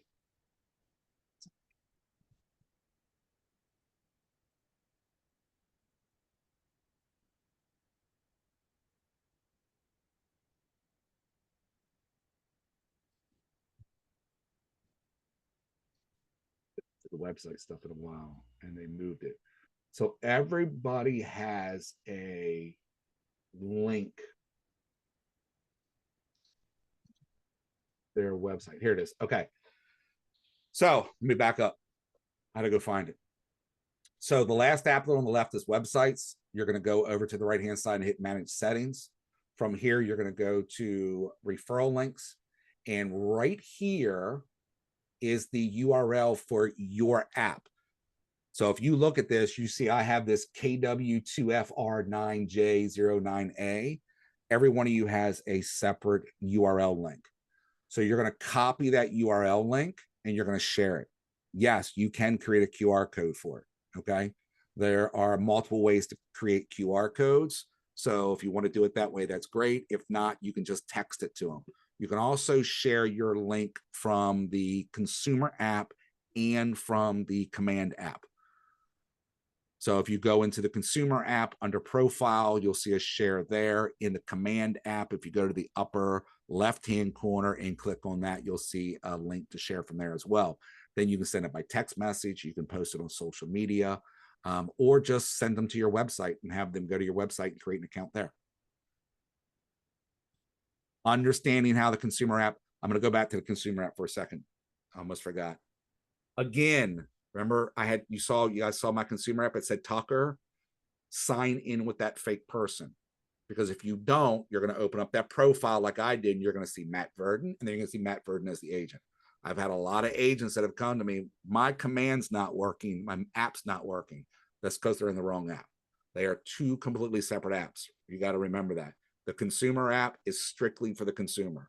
I want you to have it on your phone because I want you playing with it so that you can tell people how it works.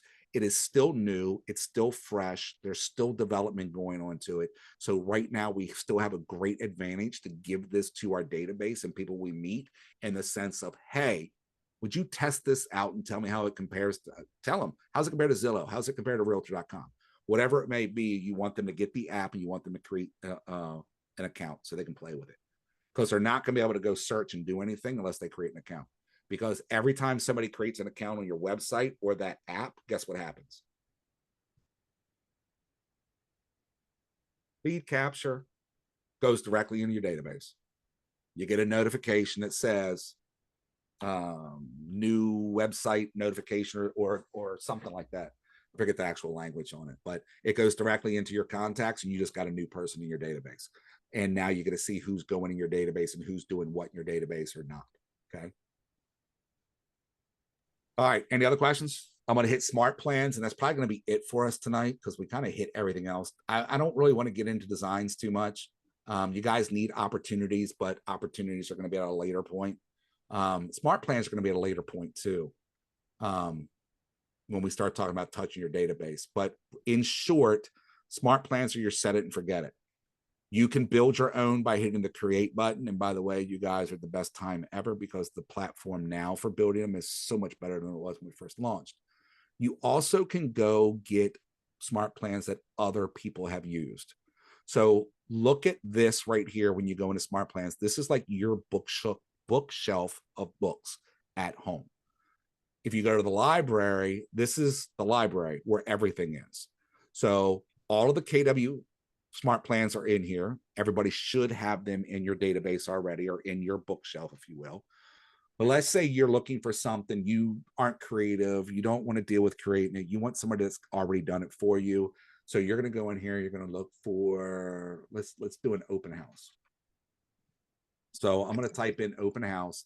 There are 651 smart plans that other agents have developed and shared that you have access to for free.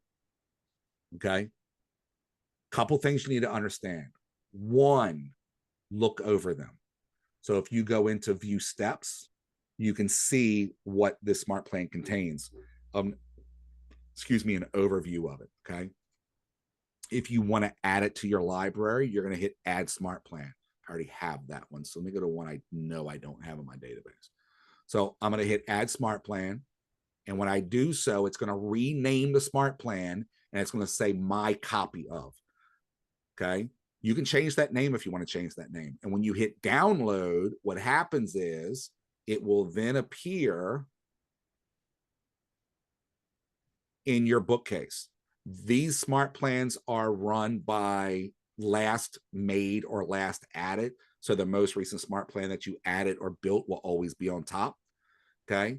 I can click over here and I can see what that is, just like I did before. Once you download it, 1000%, you're going to go edit it. So you're going to click on the little pencil. I'm going to go back so I can show you guys this because that was a little faster. I clicked it faster than I wanted to. Over here on the right-hand side, you got a little pencil right here. You're going to click edit, and then you're going to go make edits to that smart plan. The reason you're going to do that, the main reason is somebody else made it. They're probably going to have their name, their phone number, their links. Think of the library as the 80-20 rule. 80% of the work's already done. You just need to go and tweak it a little bit. And that's the 20% you're going to do. And then you're going to have a functioning smart plan. So you can add steps, delete steps, add new links and things like that. All right. We will go deeper into smart plans as we go throughout the course in coming tech classes.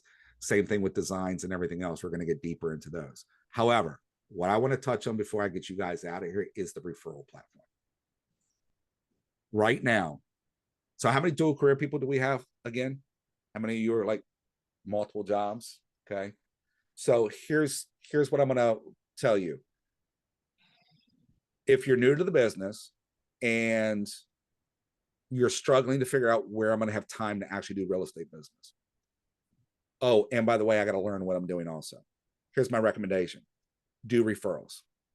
Find 1 or 2 or 3 agents in your office, partner up with them, interview them, start meeting people, start connecting with people, and find out who you can work with and who you like and you believe in is going to provide service to your database, and do referrals to start.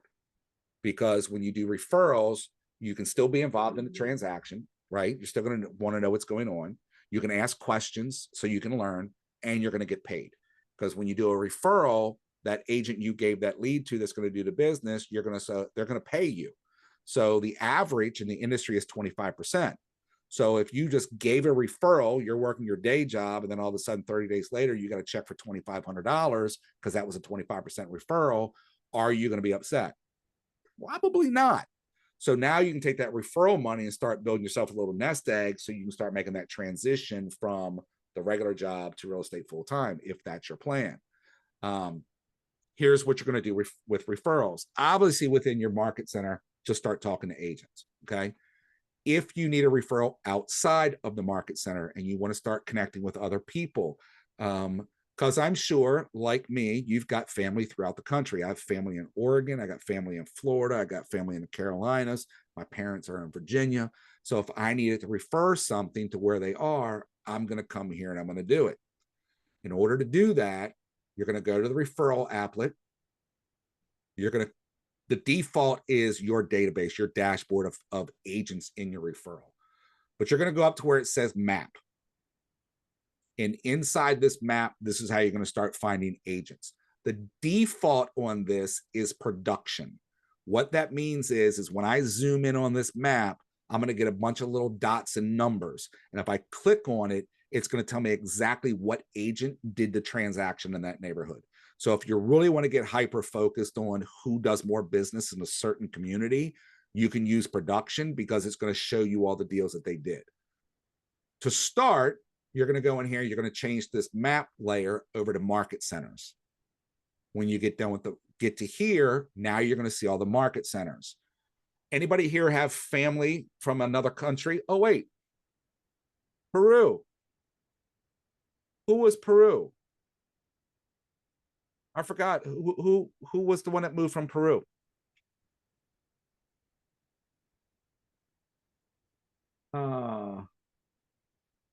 We could do that if we wanted to. Check other countries. You got to remember KW's in other countries. Okay. So you're going to go find. So let's go down here near Charlotte. So I'm going to click here. It's going to take me down. Here's all the market centers in this area. So let's take Winston-Salem. I'm going to click on this market center right here, for example. And when I do that, it's going to show me the 261 agents in that market center. And then I can click on the little arrow next to the agent's name. I can get all their contact information. I can see their closed volume. So I can find out if there's somebody I want to talk to. So I would then reach out to Stephen and say, I got somebody I need to refer. Are you interested? I want to interview you and make sure you're a right fit. You can also send that referral directly through here by hitting the send referral button. You send it off, they accept it, they get all the contact information. Now, I would take it a step further and actually do an email or a text introduction between your client and this person. But this is one way to track your referral aspects. This is where you're going to request 25% or 30%, whatever you feel comfortable asking for. Again, the industry is about 25%. I tell people if you're referring a really high-end luxury home and it's in the millions, don't be afraid to ask for more, okay? Because there's just more money to be had on that as well. Here's another thing.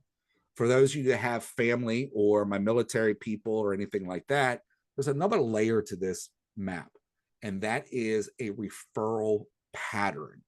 So if I go back to this map view and I go down here where it says referral patterns, it's going to take me here. I can go to my market center. So I can zoom in here. Let me get rid of Alston because it defaulted to Alston. So let me go to Frederick.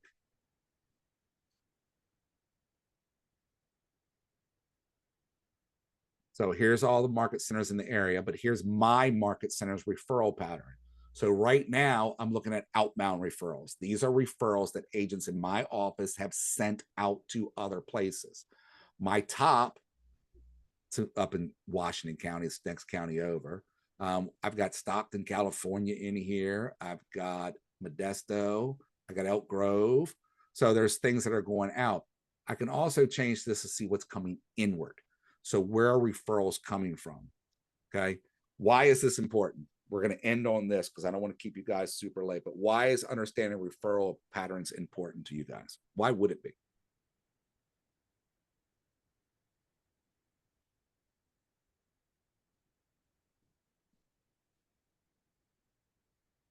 Promise this is the most I'll ever talk for you is in this session right here. All right. The reason we want to understand referral patterns is because it's a marketing opportunity. You have the ability to run those Facebook ads, right? I want to know where people are moving to and where they're moving from. You have the ability to run Facebook ads. You have the ability to do various social media marketing to other areas. It's also when you're selling, you can go to your listing appointment and let your sellers know that you're meeting with that, hey, we've got people that are moving in the area from here's the areas and they're coming to this area. So my goal is to market to those other states or other cities, even if they're nearby or far away, because there's people that are moving. So I have other ways to market. So it's just another way you can use in your listing appointments as well. So, okay, we're coming up on the hour. How are we feeling? I know that was a lot. I know it's like that's the most heaviest it's probably going to be. The rest of it, you're going to be more engaged in stuff. But this was really about an overview and hitting some of the key things that you needed to know. And then as we move through the tech stuff moving forward, you're actually going to get more direct hands-on stuff. So questions, comments, thoughts, joy, pain, sorrow, all the above. How are we feeling? So correct me if I'm wrong, but like overall in general, my clients should be downloading the app in order to receive my emails, right? For the houses or whatever that may be. Because I'm still figuring this out. Yes and no. So no, if you're using smart plans. Okay. So if you are in smart plans, such as, remember I said the monthly neighborhood nurture or the bi-weekly neighborhood nurture, those are your emails. They're going to just go to their email. You need an email to send them to that.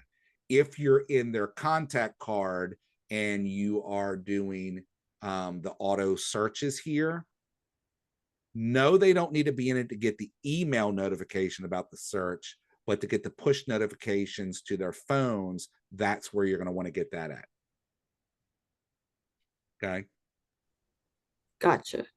So there's two different ways that functions. So, all right, before you guys run out of here, please, we always need reviews. KWU likes to track us. I don't get this stuff. They just keep an eye on it for us. So if you guys wouldn't mind scanning the QR code or just going to kwueval.com. This course is not in the drop down because it's not officially an Ignite session. It's what we did to give you guys the tech training. So the course is not in the drop down, is what you're going to choose. So just type in transform your real estate career with KW Tech to identify the class. And then please complete the survey. Would love your feedback. There is a box on there that for you to put comments.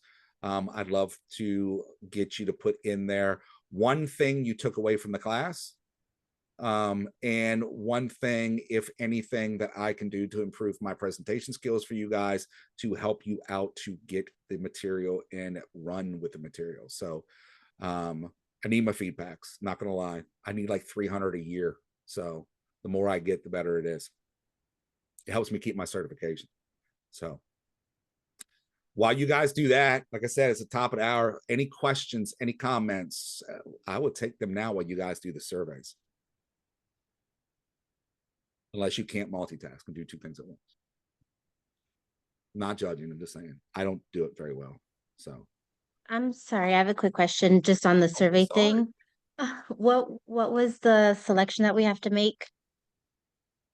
all right. So a couple things. Course name? So the course name, if you go in the course name, you should be able to scroll down where it says to the bottom, and it should say course not in drop down. It'll be all the way on the bottom. Oh, gotcha. And then type in transform your real estate career with KW Tech, like you see it on the screen. Okay. Region, don't be confused about the region. I can actually answer that question if you don't mind. Okay. She's a brand new agent who just became active yesterday, and she's joining us. So we haven't even had orientation yet. Okay. So what region are you done? We're North Central. Okay. So for your regions, every market center is in what we call a region. So you're going to choose whatever it is. So Christine, you are North Central. Matt, you said you wanted us to add something, drop a word, or what did you There's say? a comment section. There's a box for comments. You can put whatever you want Comments in there. About instructor? Yeah, comments about instructor. Okay. Right. I ask people, you can put whatever you want in there. I don't So I'm okay with it. One thing that you took away, and any suggestions you have to improve my skills as an instructor. If you can't think of either one of those, then you can just put in there that, I don't know. I don't want to give you any suggestions. That's weird at that point. By the way, I think I told you guys on Tuesday when I asked for surveys. And if you didn't do the survey on Tuesday, please go back and do the survey for Tuesday. It's the same link. Just pick Ignite 1, 2, 3, or 4. It's in the drop down. Either one of the sessions, because we pretty much did all of them on Tuesday. There's like 4 mats in there now in the drop down when you're looking at it. So just make sure that you get the good looking one, because the rest of them, I don't know. All right. Any other questions? Don't you take Ignite after you have taken all the launch classes and all the other classes to launch? All right. So everyone does things differently when it comes to launching inside the market center as a new agent. All market centers have a different, get you up and going. Ignite is something you should be taking anytime and every time you can. So as we talked on Tuesday, I gave the scenario of, have you ever heard the term, the same man never walks in the same river twice? Meaning that I can step into a river and walk out of it and have my moment of peace in the water and calm down. And if I go back into the water, I'm a different person because of whatever transpired in that 5 minutes. And that river is forever moving. So it's always going to be different. You are no different than that, because you are here hearing what you need to hear now because of where you are. And as you grow and you come back, you're going to hear something different. Not only because of where you are in your career and your life, but the instructors are going to be different too. Like we already established that Lincoln Park and Bucktown, what developers are calling Foundry Park. Who's our developers? What was that? So like Brian said, he's got over 20 years and he's here. So it doesn't matter about your time. It doesn't matter about any of that. It's about making sure that you're engaging is the best way I can put it for you guys. Make sure that you're engaged in every training you can. And like we talked about on Tuesday as well, is don't just take the class to take it to go and do something and make sure you are achieving. Does that help, Michelle? Yeah, I was just wondering. Can you hear me? Yeah, I can't hardly hear you. You're muffled. You're welcome, Erica. I can't hear anything you're saying, Michelle. Okay, forget it. That's okay. No, now I can. You had your hand. Oh, over you can? Yeah. Oh, okay. Sorry. I've had a lot of technology issues today with my computer, so I'm trying to do everything off my phone. Yeah, I didn't understand how it was because, under that lawn, the sheets we get that shows all the different types of classes. Covering your phone again. I'm sorry? You're covering your mic. You keep moving your hand and covering the microphone on the phone. Okay. Can you hear me? Yep. Okay. So under those launch sheets, it shows all the different types of classes, the Marty Miller, the beginner classes, the agent essentials. I thought there's like a certain order we have to do it. And at the bottom, it was Ignite. That's the only reason I asked the question. No, here's what I tell everybody. This business is not an A to Z. No, I get it. I just wondered because, doing some of these Marty Miller things, a lot of the stuff you spoke about today, I feel like I've already done it. Like, it's not in a bad way because I'm revisiting it, and it's great because it instills everything back in your head, or you may have missed one little thing, and we pick it up with you.